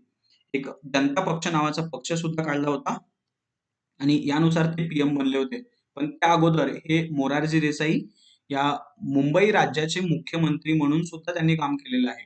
तर इथं मात्र काय लक्षात ठेवायचं की दुसरे मुख्यमंत्री म्हणून या ठिकाणी कोण आहे? मोरारजी देसाई. आणि 52 पासून कधीपर्यंत काम केले त्यांनी? 1956 पर्यंत कारभार जो आहे तो सांभाळलेला आहे. 1956 मध्ये हे भाषिक प्रांत रचना अस्तित्वात आली. त्यानुसार पुन्हा निवडणुका झाल्या होत्या. तर इथं मात्र त्यांचं पद जे आहे ते गेलं होतं. हे सुद्धा लक्षात ठेवायचं. मोरारजी देसाई तर खूपच लक्षात राहतील असे आहेत, कारण ज्यावेळी तुम्ही संयुक्त महाराष्ट्राची चळवळ अभ्यासता की मुंबई महाराष्ट्राला पाहिजे, त्या दृष्टिकोनातून हे मोरारजी आणि त्यांचे सहकारी खूप मोठ्या प्रमाणात विरोध करत होते. त्यांचं स्टेटमेंट होतं की जोपर्यंत आकाशात चंद्र तारे आहेत तोपर्यंत आम्ही मुंबई महाराष्ट्राला मिळू देणार नाही. अशा पद्धतीचे भरपूर स्टेटमेंट आहेत. ते मोरारजी देसाई तुम्ही तिथं मात्र अभ्यासू शकता. इथं मात्र मला एवढी माहिती पुरेशी वाटते ती मी या ठिकाणी सांगितलेली आहे. त्यानंतर पुढं 1956 मध्ये द्विभाषिक मुंबई राज्य अस्तित्वात आलं, जे पुढे 1960 पर्यंत टिकलं. इथं मात्र मी तुम्हाला आयोग सांगितले तो तुम्हाला लक्षात घ्यावे लागतील. दार आयोग 1948, त्यानंतर जेबीपी कमिटी 1949, फजला अली आयोग 1953 आणि शेवटी 1956 मध्ये भाषावार प्रांत रचना. आता इथं काय झालं की भारताला स्वातंत्र्य मिळालं. स्वातंत्र्यानंतर मागणी व्हायला लागली. काय मागणी व्हायला लागली की आम्हाला आमच्या भाषानुसार राज्य निर्माण करायचं आहे. तर काँग्रेसची ही जुनी मागणी आहे, त्यामुळे ही मागणी त्यांनी लावून धरावी आणि विशेषतः अस्तित्वात आणावी. यानुसार याचा अभ्यास करण्यासाठी दार आयोग नेमला. दार आयोगाने सांगितलं सध्या स्वातंत्र्य आत्ताच तर मिळालेलं आहे, सध्या भाषिक प्रांत रचना शक्य नाही, त्यांनी नाकारली. त्यानंतर जेव्हीपी कमिटी नेमली. या कमिटीने सुद्धा असं सांगितलं की सध्या भाषावर प्रांत रचना शक्य नाही, त्यांनी सुद्धा नाकारली. पण पुढं मात्र खूप मोठ्या प्रमाणात आंदोलनं व्हायला लागली, काही लोकांचे बळी गेले. त्यामुळे हा फजला अली आयोग नेमला आणि यांनी मात्र भाषिक प्रांत रचना हा मुद्दा स्वीकारला. परंतु एक राज्य एक भाषा हे तत्व मात्र नाकारलं होतं. म्हणजे एका राज्यासाठी एकच भाषा असेल असं तत्व नाही, तर 2 किंवा अधिक भाषा मिळून एक राज्य आपण बनवूया. या दृष्टिकोनातून महाराष्ट्राच्या वाट्याला हा गुजरात आणि मराठी भाषिक प्रदेश महाराष्ट्र या दोन्हींचं एकत्रित आणि म्हणून त्याला द्विभाषिक असं म्हटलं जातं. हे राज्य अस्तित्वात आलं 1956 मध्ये. म्हणून त्याला द्विभाषिक मुंबई राज्य म्हणतो. महाराष्ट्र नाव नाही, नाव आहे द्विभाषिक मुंबई राज्य, हे या ठिकाणी लक्षात ठेवा. बघा त्याच्या पुढे 1953 मध्ये स्थापन केलेला हा फजला अली आयोग, त्याच्या शिफारशीनुसार 1 नोव्हेंबर 1956 रोजी मराठी आणि गुजराती अशा 2 भाषांचं मिळून हे द्विभाषिक मुंबई राज्य जे आहे ते निर्माण करण्यात आलं. त्याच्यामध्ये गुजरात, कोकणाचा प्रदेश, दख्खन, मराठवाडा आणि विदर्भ यातील काही जिल्ह्यांचा समावेश होता. त्यानंतर 1 नोव्हेंबर 1956 ला म्हैसूर राज्यांची निर्मिती झाली आणि याच्यामध्ये मराठी भाषिक 4 जिल्हे जे आहेत कोणते? तर बेळगाव, कारावार, निपाणी आणि धारवाड म्हैसूर राज्यामध्ये समाविष्ट केले. आजही यांचा प्रश्न जो आहे तो चर्चेमध्ये असतो, कारण हे जे प्रदेश आहेत कोणते की म्हैसूर राज्य निर्माण केलं होतं. हा जो खालचा कर्नाटकचा भाग आहे की नाही, तिथं काही जे जिल्हे आहेत ते मात्र मराठी आहेत, जे महाराष्ट्रामध्ये सहभागी व्हायला पाहिजे होते. कोणते? बेळगाव, कारावार, कारवार, निपाणी आणि धारवाड हे जे 4 जिल्हे आहेत जे मराठी भाषिक होते ते मात्र कुठे गेले? म्हैसूरमध्ये गेले. म्हणजे आजचा जो कर्नाटक आहे त्या भागामध्ये. आजही यांचा सीमा प्रश्न आहेच आहे. इथं यांना महाराष्ट्रामध्ये सहभागी करा म्हणून मागणी असते.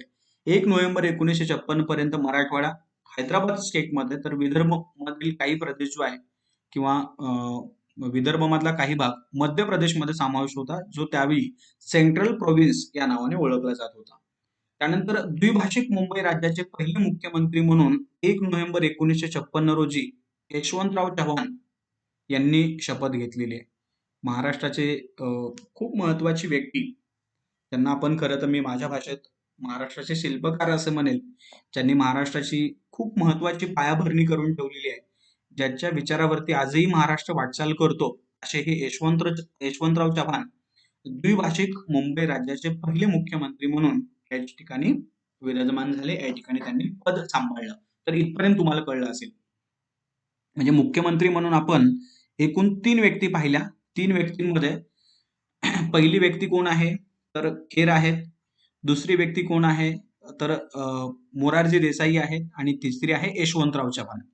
तर या ठिकाणी कुठं आहे, तर ज्यावेळी मुंबई प्रांत सिंधमधून वेगळा करण्यात आला होता, त्यात आपण त्याला काय म्हटलेलं आहे, तर मुंबई प्रांत 37च्या निवडणुका बाळ गंगाधर खेर, 1946 मध्ये सुद्धा बाळ गंगाधर खेर, मुंबई राज्य इथं मात्र मोरारजी देसाई, आणि ज्यावेळी द्विभाषिक मुंबई राज्य त्यावेळी मात्र कोण आहे, तर यशवंतराव चव्हाण. या पद्धतीने तुम्ही लक्षात ठेवू शकता, त्यांनी या ठिकाणी शपथ घेतली.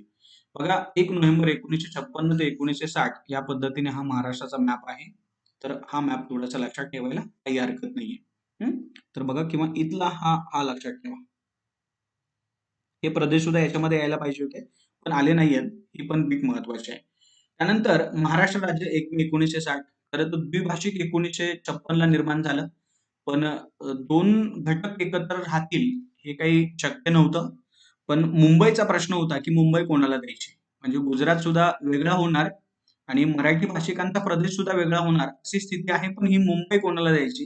गुजरात म्हणत होतं आम्हाला द्या, महाराष्ट्र म्हणत होतं आम्हाला द्या. शेवटी मात्र केंद्र म्हणत होते याला आपण केंद्रशासित प्रदेश करून टाकू. पण या ठिकाणी मात्र महाराष्ट्राचं वजन थोडंसं जास्त झालं. परत या ठिकाणी काही हुतात्मे आहेत, तुम्हाला माहित असेल यांची नावं. हे सुद्धा मी तुम्हाला इतिहासामध्ये सांगेल यांची नावं. पहिला कोण आहे, शेवटचा कोण आहे, काय झालं वगैरे. शेवटी मुंबई महाराष्ट्राला मिळाली आणि यानुसार 1 मे 1960 ला महाराष्ट्र निर्माण झाला. त्या दिवशी आपण महाराष्ट्र दिन म्हणून सुद्धा या ठिकाणी साजरा करतो. 1 मे 1960 रोजी महाराष्ट्र राज्याची निर्मिती झाली. त्याच दिवशी गुजरात सुद्धा एक स्वतंत्र राज्य निर्माण केलं. त्यानुसार ही 2 स्वतंत्र राज्य. 1 मे 1960 रोजी महाराष्ट्र राज्याचं उद्घाटन कोणी केलं होतं, तर त्यावेळेचे पंतप्रधान पंडित जवाहरलाल नेहरू यांनी केलं होतं. आणि गुजरात राज्याचं उद्घाटन त्यावेळेचे राष्ट्रपती राजेंद्र प्रसाद यांनी केलं होतं. असे स्टेटमेंट कधी कधी येत असतात एक्झामला. त्यानंतर महाराष्ट्रामध्ये मुंबईसह कोकण आला. पश्चिम महाराष्ट्र, ज्याला आपण देश ओळखतो, देश नावानं ओळखतो, तो सुद्धा आला. त्यानंतर खानदेश, मराठवाडा सुद्धा सहभागी झाला आणि विदर्भ सुद्धा सहभागी झाला. या पद्धतीने हा महाराष्ट्र बनला. महाराष्ट्र राज्याचे पहिले मुख्यमंत्री म्हणून पुन्हा हे जे यशवंतराव चव्हाण होते त्यांनी शपथ घेतली आणि 1 मे 1960 पासून 1962 पर्यंत त्यांनी कारभार सांभाळला. म्हणजे बघा, आता आपल्याला नावं कोणती मिळतात? खेर मिळतात, मोरारजी देसाई मिळतात, यशवंतराव चव्हाण मिळतात. 1956 ला सुद्धा यशवंतराव चव्हाणच, आणि 1960 ला सुद्धा, म्हणजे ज्यावेळी महाराष्ट्र निर्माण झाला, द्विभाषिकचे पहिले आणि स्वतंत्र महाराष्ट्राचे पहिले मुख्यमंत्री म्हणून यशवंतराव चव्हाण यांनी कारभार पाहिलेला आहे. 1 मे 1960 रोजी महाराष्ट्रात एकूण 4 प्रशासकीय विभाग होते. आज 6 आहेत. एकूण 26 जिल्हे होते. आज 36 आहेत. या तालुक्यांची संख्या सुद्धा जवळपास 355-358 पर्यंत वाढलेली. त्यावेळी 229 होते. शहरं होती 289, खेडी होती 35,770 आणि जिल्हा परिषदा होत्या 25, 3 महानगरपालिका होत्या. अशा पद्धतीने ही प्रशासकीय रचना होती. आज जिल्हा परिषदांची संख्या जी आहे ती वाढलेली आहे. मला वाटतं 34 जिल्हा परिषद आहेत. महानगरपालिका सुद्धा 26-27 पर्यंत पोहोचलेल्या आहेत. तर हे पण या ठिकाणी आपण पुढे पाहणारच आहोत पुढच्या चॅप्टरमध्ये, की नेमक्या किती झालेले आहेत. प्रशासकीय विभाग आज 6 आहेत, ते पण मी तुम्हाला सांगेल. जिल्हे जे आहेत ते आज 36 झालेले आहेत. तालुके सुद्धा संख्या वाढलेली आहे. शहरं लक्षात ठेवण्याची गरज नाही. खेडी मात्र थोडीशी बघा आकड्यांमध्ये, की किती होते वगैरे वगैरे, हे थोडं लक्षात ठेवलं तरी चालेल. तर हे महाराष्ट्र निर्मितीच्या वेळेचं स्टेटमेंट आहे.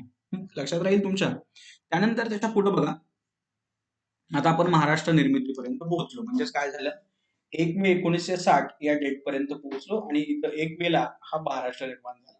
आता महाराष्ट्र निर्माण झाल्यानंतर महाराष्ट्राचं स्थान आणि विस्तार आपल्याला पाहावं लागेल, की नेमका कुठं आहे हा महाराष्ट्र. तर हे 3 स्टेटमेंट काय सांगतात बघा. जनरल स्टेटमेंट आहेत, पटकन लक्षात राहतील. महाराष्ट्र हे भारताच्या पश्चिम भागातील आणि भारतातील दक्षिण आणि उत्तर भाग असं एक जोडणारं मुख्य घटक राज्य म्हणून याच्याकडे पाहिलं जातं. म्हणजे भारताच्या कोणत्या भागात आहे? तर पश्चिम आहे. म्हणजे हा भारताचा मॅप तुमच्या समोर आहे. तर या ठिकाणी जर भारताकडे पाहिलं, ज्या मुख्य दिशा आहेत, जशी वरची उत्तर मानू आपण, खालची दक्षिण मानू, या ठिकाणची ही पश्चिम मानू आणि या ठिकाणची पूर्व. तर हा जो महाराष्ट्र आपल्याला दिसतो तो सर्वसाधारणपणे या ठिकाणी या पश्चिमेकडे दिसतो. त्यानंतर दक्षिण भारत आणि उत्तर भारत यांना जोडणारा मधल्या भागामध्ये असल्यामुळे दक्षिण भारत आणि उत्तर भारत यांना जोडणारा एक महत्वाचा घटक महाराष्ट्र उत्तर आणि पूर्व गोलार्धामध्ये आहे.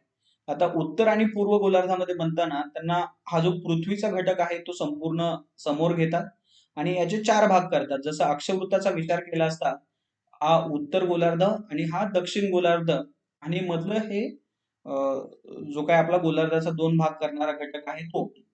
तर याच्यामध्ये हा उत्तर गोलार्ध हा दक्षिण गोलार्ध आणि रेखावृत्ताचा विचार केला हा पूर्व गोलार्ध हा पश्चिम गोलार्ध. तर त्यामध्ये भारत हा या ठिकाणी येतो.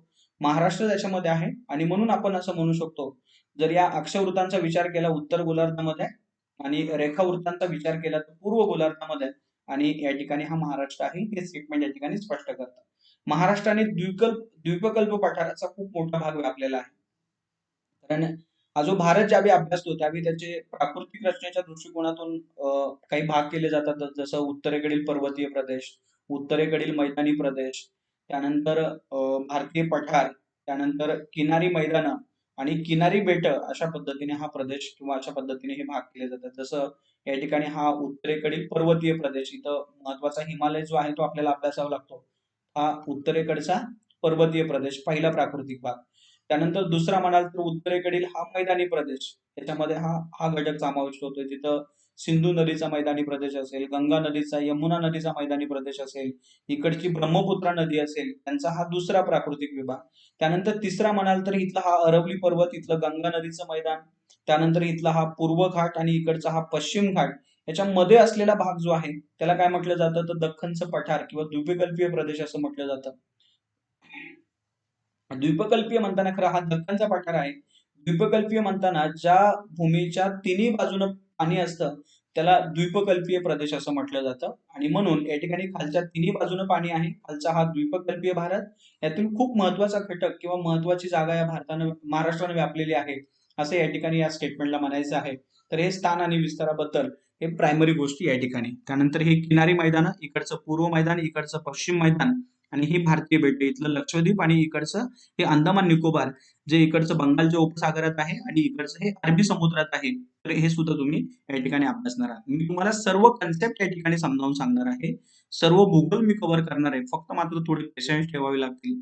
कारण या ठिकाणी खूप डेटा आहे, खूप माहिती आहे, खूप अँगल आहेत. प्रश्न सोडवण्यासाठी अँगल जे आहेत ते डेव्हलप झाले पाहिजे. कारण पाठांतराचे प्रश्न कधी-कधी कमी येतात. कन्सेप्ट बेस्ड प्रश्न विचारलेले असतात. त्यासाठी तुमचा अँगल जर क्लिअर असेल तरच तुम्हाला हे प्रश्न सुटतील, अदरवाईज प्रश्न सुटणार नाहीयेत. तर हे इथपर्यंत कळलं असेल तुम्हाला.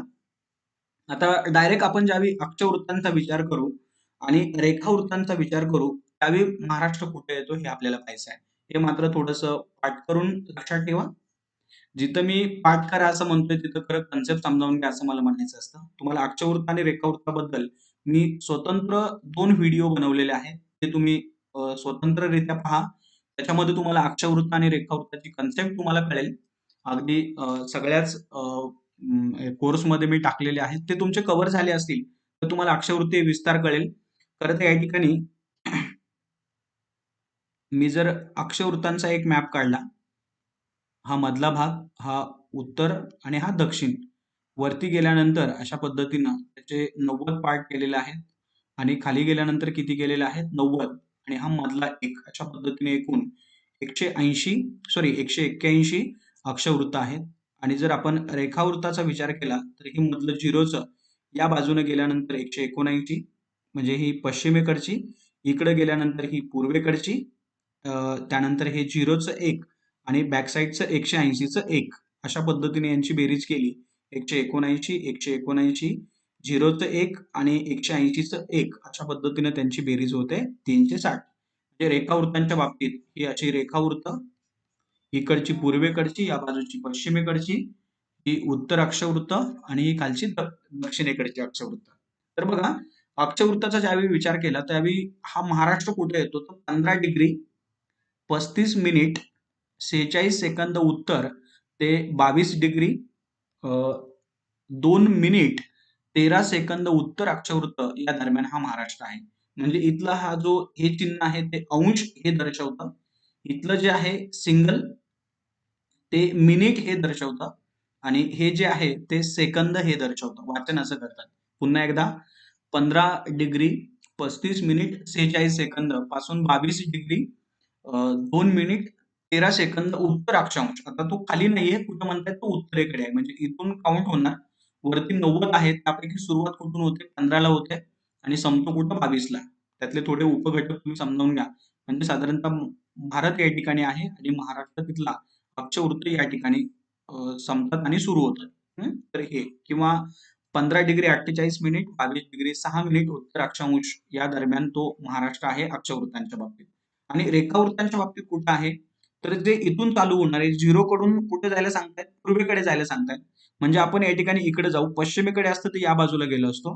कुठपर्यंत जा म्हणतायत? तर 72 ला तो सुरू होतो. 72 डिग्री 38 मिनिट 45 सेकंद पासून 80 डिग्री 35 मिनिट 17 सेकंद पूर्व रेखांशापर्यंत आहे. म्हणजे साधारणतः इथं आपण हा इकडचा भाग पश्चिम मानला, इकडचा पूर्व मानला, तर ही ही जी लाईन आहे ही पश्चिमेकडची आणि इथपर्यंत हा महाराष्ट्र आहे.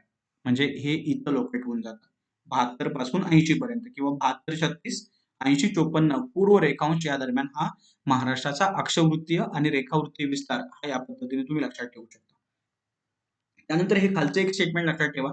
अक्षवृत्तीय विस्ताराचा विचार जर केला तर महाराष्ट्रामध्ये एकूण 7.12 अक्षवृत्त येतात आणि रेखावृत्तांचा विचार केला तर साधारणतः 8.18 रेखावृत्त येतात. म्हणजे रेखावृत्तांची संख्या महाराष्ट्रामध्ये अक्षवृत्तांच्या संख्यापेक्षा जास्त आहे. म्हणजे अक्षवृत्त कमी आहेत, जवळपास सारखे आहेत. जवळपास वापरला शब्द तर तो बरोबर येईल, पण जर डायरेक्ट विचारलं तर मात्र अक्षवृत्तांपेक्षा रेखावृत्त जास्त येतात. म्हणजे काय काउंट करायचं आहे? हे 1 2 3 अशा पद्धतीने इथे किती आहेत? 90.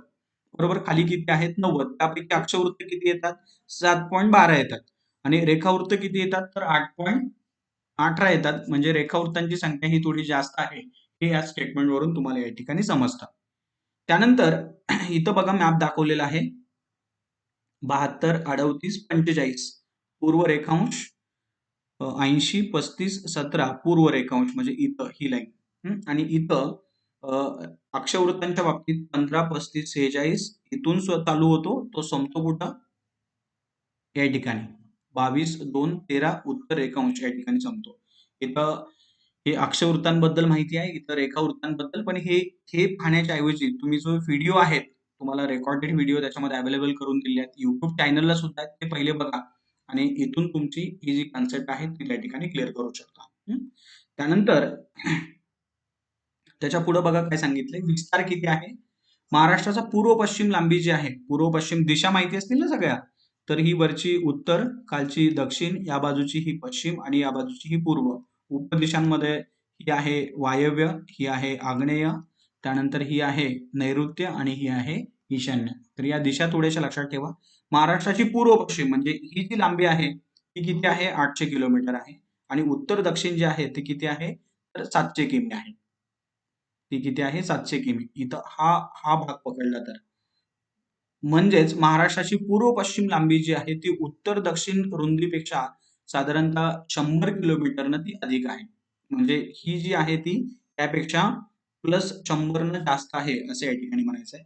राज्याचा आकारमान जर बघितलं तर तो अनियमित दिसतो, पण तो साधारणतः काटकोन त्रिकोण असल्यासारखं आपल्याला जाणवतं. म्हणजे जो काटकोन त्रिकोण माहिती ना तुम्हाला या पद्धतीचा, तर या ठिकाणी त्यांना काय म्हणायचंय? काटकोन त्रिकोण असल्यासारखं जाणवतं. त्याचा पाया जो आहे तो कोकणामध्ये आहे आणि निमुळतं टोक जे आहे ते पुढे गेलेलं आहे. या पद्धतीने हा त्रिकोण बनतो असं म्हणायचं आहे. पण त्यावेळी आपण कोकणामध्ये जातो.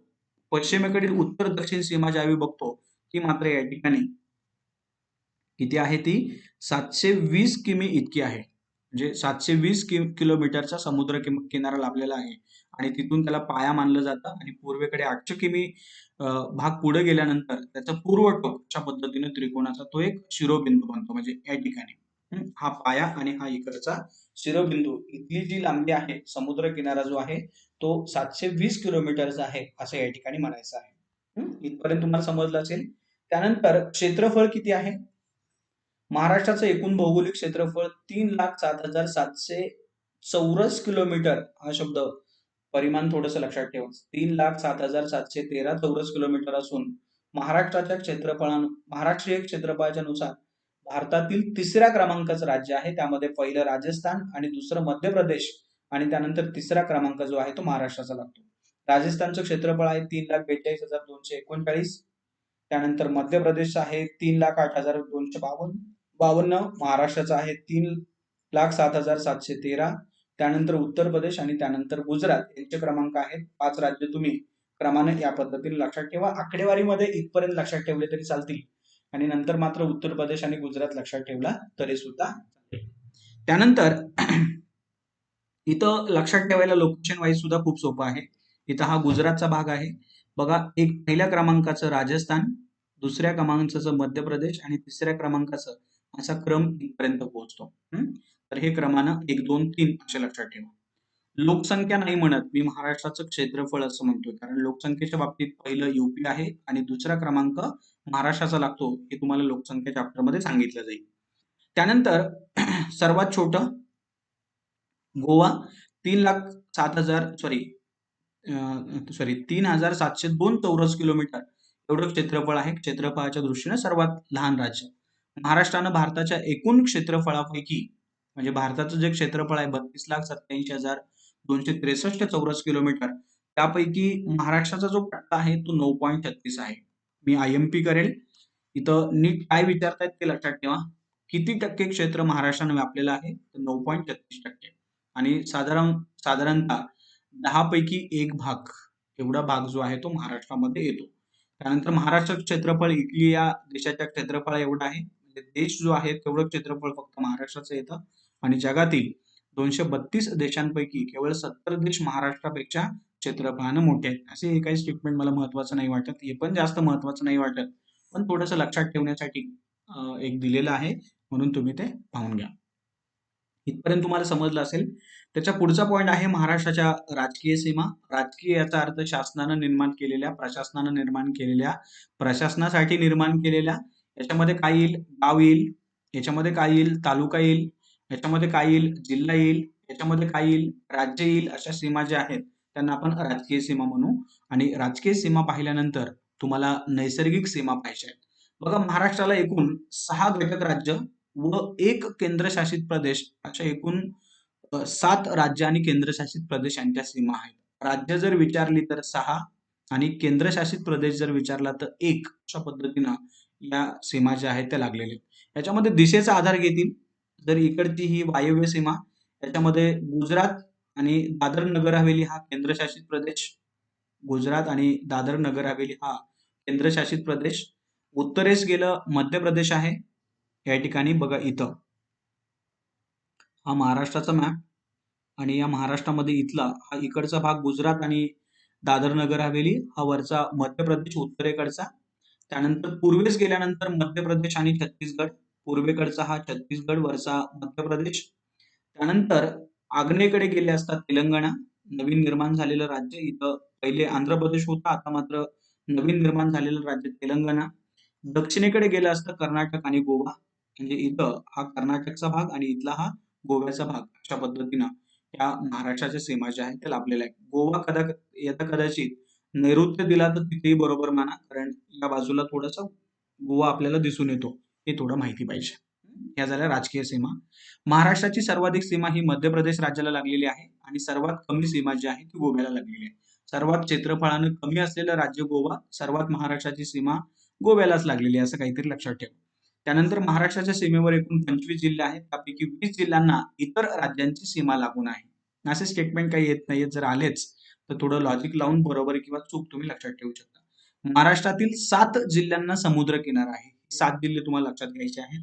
एकूण 36 पैकी 16 जिल्ह्यांना इतर कोणत्याही राज्याची सीमा लागून नाही. त्यापैकी 11 जिल्ह्यांना समुद्र किनारा किंवा राज्यांची सीमा देखील लागून नाही. म्हणजेच 11 जिल्हे पूर्णपणे महाराष्ट्राच्या भूभागानं वेढलेले आहेत. इथं पण हे स्टेटमेंट मला एवढं महत्वाचं वाटत नाही. सर्वाधिक 8 जिल्ह्यांच्या सीमा मध्य प्रदेश राज्यास लागून आहे. हे स्टेटमेंट लक्षात ठेवा. त्या खालोखाल कर्नाटकला 7 राज्यांच्या नंतर गुजरात तेलंगणा समान 4-4, छत्तीसगडला 2, गोव्याला 1 आणि दादर नगर हवेलीला 1. अशा पद्धतीने हे स्टेटमेंट मात्र महत्वाचे आहेत. हे इथले स्टेटमेंट मात्र तुम्ही नाही लक्षात ठेवले तरी पण चालतील. फक्त बघा, समजतायत तर लक्षात ठेवा, नाही समजले नाही लक्षात ठेवले तरी पण चालतील. म्हणजे खूप आकडेवारी होऊन जाते. एवढे आकडेवारी बेस पेपर नसतात तुमचे, कन्सेप्च्युअल पेपर असतो. त्यामुळे ही आकडेवारी ठेवली लक्षात आणि जर विसरून गेली तर भीती वाटायला लागते पेपरची, आणि ही भीती तुम्हाला रिझल्ट पासून दूर घेऊन जाते. असं व्हायला नको म्हणून मी तुम्हाला थोडा आधार देतो आहे. तर या दृष्टिकोनातून हे कव्हर करा. सर्वाधिक जास्त 8 जिल्ह्यांच्या सीमा कोणाला आहेत? मध्य प्रदेशला. इथं दिलेले आहेत बघा. महाराष्ट्रातील शेजारचे राज्य आणि त्यांना लागून असलेले जिल्हे. सर्वात जास्त कोणाला मी सांगितले? तर बघा या ठिकाणी मध्य प्रदेशला. एकूण किती आहेत? 8. कोणते 8 आहेत? तर इथून नंदुरबार, धुळे, त्यानंतर जळगाव, त्यानंतर बुलढाणा, त्यानंतर अमरावती, त्यानंतर नागपूर, त्यानंतर भंडारा आणि त्यानंतर गोंदिया. 1, 2, 3, 4, 5, 6, 7 आणि 8. त्यानंतर क्रमांक कोणाचा लागतो? कर्नाटकचा. कर्नाटकला किती आहेत? 7. कोणत्या आहेत 7? नांदेड 1, लातूर 2, उस्मानाबाद 3, त्यानंतर सोलापूर 4, त्यानंतर सांगली 5, त्यानंतर कोल्हापूर 6 आणि आणखीन कोणता राहतो? सिंधुदुर्ग 7. अशा पद्धतीने सेकंड क्रमांक कोणाचा? कर्नाटकचा. त्यानंतर सर्वात कमी कोणाला आहे? तर गोव्याला, आणि वरती या ठिकाणी केंद्रशासित प्रदेश दमण दीव आणि दादर नगर हवेली इथं. हा पालघरची सीमा, आणि इथं मात्र कोणाची सीमा आहे? तर सिंधुदुर्गची सीमा आहे. तर अशा पद्धतीने हे लक्षात ठेवा. बाकी मात्र बघा, ही सगळी माहिती तिथं दिलेली आहे. गुजरातला 4, पालघर, नाशिक, धुळे, नंदुरबार. छत्तीसगडला 2, गोंदिया, गडचिरोली. तेलंगणा 4, गडचिरोली, चंद्रपूर, यवतमाळ, नांदेड. अशा पद्धतीने हे तुम्ही मॅप समोर ठेवून लक्षात घेऊ शकता. त्यानंतर महाराष्ट्राच्या शेजारील राज्य आणि जिल्हे. मध्य प्रदेश राज्यातील 9 जिल्ह्यांची सीमा महाराष्ट्राला लागलेली आहे. हे स्टेटमेंट लक्षात ठेवा. आणि त्या खालोखाल तेलंगणाचे आहे, हे पण लक्षात ठेवा. गुजरातची 6 आहे, कर्नाटकमध्ये 4 आहे, छत्तीसगड 4 आहे, गोव्यामध्ये 1 आहे आणि एकूण 31 जिल्ह्यांच्या सीमा महाराष्ट्रात लागून आहे. तर इथलं मधलं जरी नाही लक्षात ठेवलं तर एवढे 2 स्टेटमेंट लक्षात ठेवा. म्हणजे ज्याच्या महाराष्ट्रातील जिल्ह्यांच्या सीमा इतर राज्यांना लागतात, त्याच्या इतर जिल्ह्यांच्या सीमा किंवा इतर राज्यातील जिल्ह्यांच्या सीमा महाराष्ट्राला लागून आहेत, या संदर्भात ही माहिती आहे. तर ती तुम्ही लक्षात ठेवणार आहात. महाराष्ट्रातील काही जिल्ह्यांच्या सीमा सलग 2 राज्यांना लागून आहेत. असे जिल्हे कोणते? यांची माहिती सांगा. म्हणजे प्रश्न कळला का बघा, प्रश्नचिन्ह देतो मी. महाराष्ट्रातील काही जिल्ह्यांच्या सीमा सलग किती राज्यांना लागून आहेत? तर 2 राज्यांना लागून आहेत. असे जिल्हे कोणते? तर पहिला आहे नंदुरबार. नंदुरबारला एका बाजूने गुजरातची लागते, दुसऱ्या बाजूने मध्य प्रदेशची लागते. तुम्हाला बघायचं असेल प्रश्नांचं स्वरूप, तर इथं हा नंदुरबार एका बाजूला गुजरातची सीमा आणि दुसऱ्या बाजूला मध्य प्रदेशची सीमा. असे एकूण किती किती जिल्हे आहेत? तर एक नंदुरबार आहे, धुळे आहे, धुळेला सुद्धा गुजरात आणि मध्य प्रदेशचे आहे, गोंदिया मध्य प्रदेश आणि छत्तीसगड, गडचिरोली छत्तीसगड आणि तेलंगणा, नांदेड तेलंगणा आणि कर्नाटक, आणि सिंधुदुर्ग कर्नाटक आणि गोवा. अशा पद्धतीने हा मॅप समोर ठेवून बघा. म्हणजे हे एक राज्य, दुसरं राज्य, तिसरं राज्य, त्यानंतर चौथं राज्य, त्यानंतर 5वं राज्य आणि त्यानंतर 6वं राज्य. असे एकूण किती राज्य आहेत? तर 6. या 6 राज्यांना किती? 2 राज्यांच्या सीमा लागलेल्या आहेत. इथं पालघरच्या बाबतीत लक्षात ठेवा, गुजरात राज्य आणि दादर नगर हवेली हा केंद्रशासित प्रदेश अशी मिळून 6 राज्य आणि 7वं जे आहे, एक राज्य आणि एक केंद्रशासित प्रदेश अशी मिळून संख्या 7 होऊ शकते. 7 फक्त राज्य नाहीत. पालघरच्या बाबतीत मात्र विचार केला असता नवीन जिल्हा आपला गुजरात आणि दादर नगर हवेली हा केंद्रशासित प्रदेश आणि हे राज्य यांची सीमा जी आहे ती पालघरला लागलेली आहे. असं सुद्धा या ठिकाणी स्टेटमेंट लक्षात ठेवणं अपेक्षित आहे. त्यानंतर महाराष्ट्रातील 7 जिल्ह्यांना जवळपास 720 किलोमीटर लांबीचा अरबी समुद्र किनाऱ्याचा किंवा अरबी समुद्राची किनारपट्टी लाभलेली आहे. म्हणजेच राज्याला एकूण 720 किमी नैसर्गिक सीमा लाभलेली आहे. ती महाराष्ट्राच्या या पश्चिम भागामध्ये दिसते. एकूण किती आहे? 720 आहे. त्यापैकी पालघरची 112, ठाण्याची 27, मुंबई शहर आणि मुंबई उपनगर 114, रायगड 122, रत्नागिरी 237 आणि सिंधुदुर्ग 120. आकड्यांमध्ये लक्षात ठेवण्याच्या ऐवजी सर्वात जास्त लक्षात ठेवा ती आहे या रत्नागिरीची. नंतर क्रमांक कोणाचा आहे बघा, नंतर क्रमांक कोणाचा आहे? इथं तुम्ही क्रमानं ते लावून घ्याल का? आणि सर्वात कमी कोणाची आहे? तर या ठाण्याची. फक्त इथं फक्त 27, सर्वात कमी ठाणे आणि सर्वात जास्त रत्नागिरी. इथला क्रम माहिती ना? इथं पालघर हा जिल्हा आहे, त्यानंतर ठाणे येतो, नंतर मुंबई शहर, मुंबई उपनगर ही या ठिकाणी येतात. नंतर हा रायगडचा येतो, नंतर हा रत्नागिरीचा येतो आणि नंतर हा सिंधुदुर्गचा येतो. त्यापैकी सर्वात जास्त किनारा जो आहे तो कोणाला आहे? तर रत्नागिरीला 237 किमी आणि टोटल यांची केली तर ती जाते 720 पर्यंत आणि या बाजूला हा अरबी समुद्र. म्हणजे मुंबईला गेल्यानंतर तो तुम्हाला जो समुद्र किनारा दिसतो किंवा खाली कोकणामध्ये गेल्यानंतर जिथे जिथे समुद्र दिसतो तो कोणता आहे? तर अरबी समुद्र किंवा महाराष्ट्राच्या पश्चिमेला हा अरबी समुद्र आहे असं तुम्ही लक्षात ठेवलं तरी चालेल. महाराष्ट्राच्या उत्तर सीमेवर 8 जिल्हे आहेत, दक्षिण सीमेवर 10 जिल्हे आहेत, पूर्व सीमेवरती 2 जिल्हे आहेत आणि पश्चिम सीमेवरती 7 आहेत. त्यानंतर पुणे, औरंगाबाद, अमरावती या प्रशासकीय विभागातील प्रत्येकी 3 जिल्ह्यांच्या सीमा इतर राज्यांना लागून आहेत. सेगमेंट महत्वाचं नाही. मुंबई विभागातील 2, नागपूर विभागातील 5, नाशिक विभागातील 7 हे पण स्टेटमेंट महत्वाचे नाहीयेत. फक्त वाचून विचार करा थोडा आणि सोडून द्या. तर हे पण बघा थोडंफार महत्वाचं आहे. थोडं भर देऊ शकता.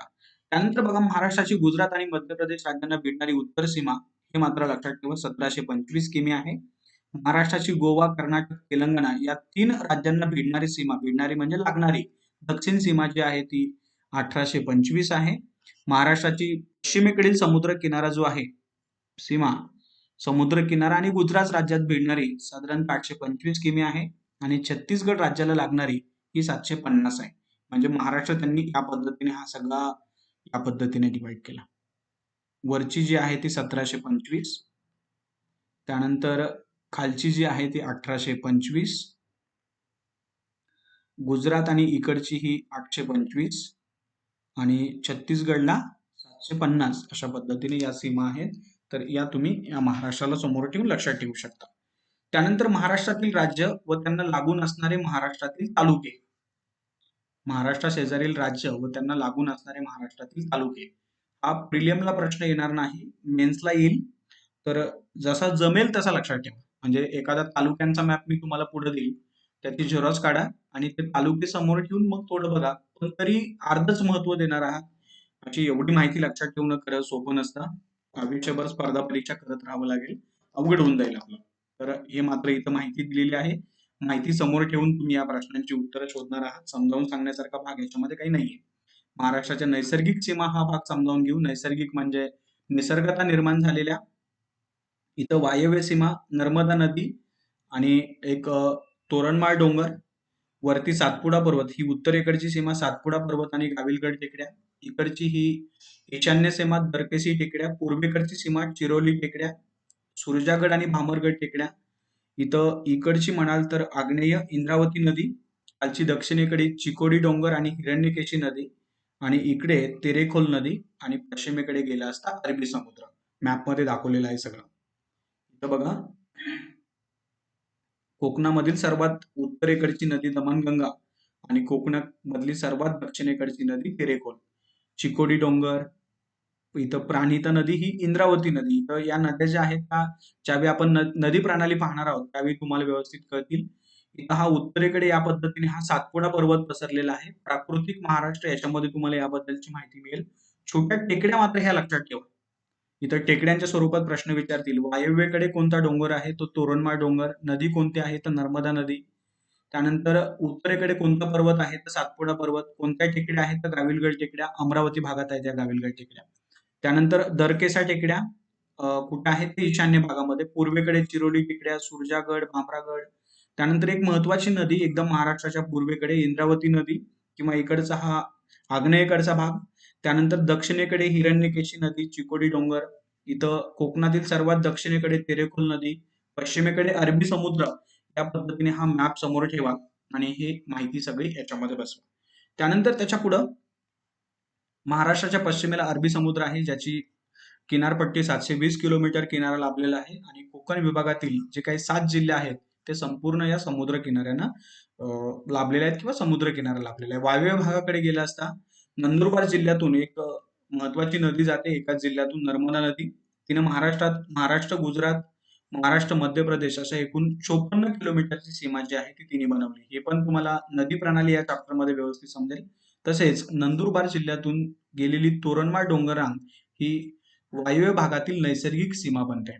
म्हणजे महाराष्ट्रामधली नैसर्गिक सीमा ही एक डोंगररांग आणि नर्मदा नदी यांनी बनवलेली आहे. पश्चिमेकडे या समुद्र किनाऱ्यानं बनवलेली आहे. असे हे दोन स्टेटमेंट या ठिकाणी आपल्याला माहिती देतात. उत्तरेकडे मात्र हा सातपुडा पर्वत आहे महाराष्ट्राच्या या पद्धतीने उत्तरेकडे, आणि अमरावतीमध्ये गाविलगड टेकड्या आहेत. त्यानंतर ईशान्येकडे गेले असता गोंदिया जिल्ह्यातील दरकेसा टेकड्या, तसेच वैनगंगा नदी गोंदियाच्या ईशान्य भागातून महाराष्ट्रामध्ये प्रवेश करते, यांनी सीमा निर्माण झालेली आहे. पूर्वेकडे गेले असता गडचिरोली जिल्ह्यामध्ये तिरोली टेकड्या, सुरजागड, भामरगड आणि चांदूरगड डोंगर यांनी ही पूर्व सीमा निर्धारित केलेली आहे.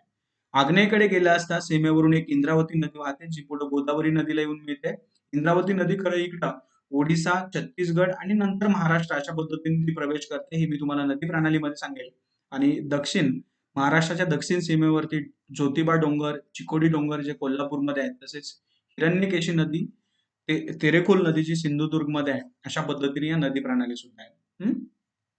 अहमदनगर, बुलढाणा जिल्ह्यांना महाराष्ट्रातील सर्वाधिक 7 जिल्ह्यांच्या सीमा लागून आहेत, तर मुंबई उपनगर, नंदुरबार या जिल्ह्यांना महाराष्ट्रातील केवळ एकाच इतर जिल्ह्यांची सीमा लागून आहे. म्हणजे इथं प्रश्न काय विचारलेला आहे, मध्यंतरी एक प्रश्न आला होता की पुणे जिल्ह्याला एकूण किती जिल्ह्यांच्या सीमा लागतात, अशा पद्धतीचा प्रश्न होता. काय प्रश्न होता की पुणे जिल्ह्याला एकूण खालीलपैकी कोणाच्या सीमा लागतात, कोणाच्या नाही, अशा पद्धतीने प्रश्न दिला होता. त्यासाठी अहमदनगर आणि बुलढाणा या जिल्ह्यांना महाराष्ट्रातील सर्वाधिक, म्हणजे त्यांच्या सीमा इतर जिल्ह्यांना लागल्यात ते किती, 7 जिल्ह्यांच्या. आणि मुंबई उपनगर आणि नंदुरबार यांना खूप कमी, केवळ एकाच जिल्ह्यांच्या सीमा लागलेल्या आहेत. आणि बाकी माहिती इथं दिलेली आहे. जसं मुंबई शहराला एकाच जिल्ह्याची, मुंबई उपनगरची. मुंबई उपनगरला 2 जिल्ह्याची, ठाणे आणि मुंबई शहराची. ठाण्याला 6 जिल्ह्यांची, पालघर, नाशिक, अहमदनगर, पुणे, रायगड, मुंबई उपनगर. त्यासाठी तुम्हाला मात्र महाराष्ट्राचा मॅप समोर ठेवावा लागेल. त्यातले जिल्हे बघावे लागतील आणि जिल्ह्यानुसार ही सर्व माहिती त्याच्यामध्ये बसू शकता. पण तरी एवढं काही पाठांतर करू नका, वरून थोडंसं लक्षात ठेवा. विशेषतः महाराष्ट्रात मधले जे जिल्हे आहेत त्या जिल्ह्यांचा मॅप बघा. तुम्हाला त्या मॅपवरती सुद्धा प्रश्न येऊ शकतात आणि ते प्रश्न तुम्हाला सोडवता आले पाहिजे. जसं या ठिकाणी सांगली आहे, तर अशा पद्धतीने हा सांगलीचा मॅप तुम्हाला या ठिकाणी लक्षात आला पाहिजे. जर दिलाच पेपरवरती, तर हा सांगली आहे हे ओळखता आलं पाहिजे, हे कोल्हापूर आहे हे ओळखता आलं पाहिजे, हा सिंधुदुर्ग, हा रत्नागिरी, हा रायगड, हा पालघर, हा ठाणे, हा पुणे, हा नगर, हा नाशिक, अशा पद्धतीने नंदुरबार, धुळे, असे सगळे बघा एकदा व्यवस्थित, म्हणजे तुमच्या लक्षात राहतील. त्या पद्धतीने पहिलंच लेक्चर होतं. काही तुम्हाला अडचण आलीच तर मात्र माझ्या नंबरवरती कॉन्टॅक्ट करा. आणि जर तुम्हाला हा कोर्स जॉईन करायचा असेल तर तुम्ही जॉईन करा. त्याच्यामध्ये पूर्ण टेस्ट सुद्धा दिल्या जातील, सगळी माहिती तुमच्यापर्यंत पोहोचवली जाईल. काही तुमचे सजेशन असतील तर ते पण आमच्यापर्यंत पोहोचू शकता. काही ठिकाणी थांबूया. धन्यवाद.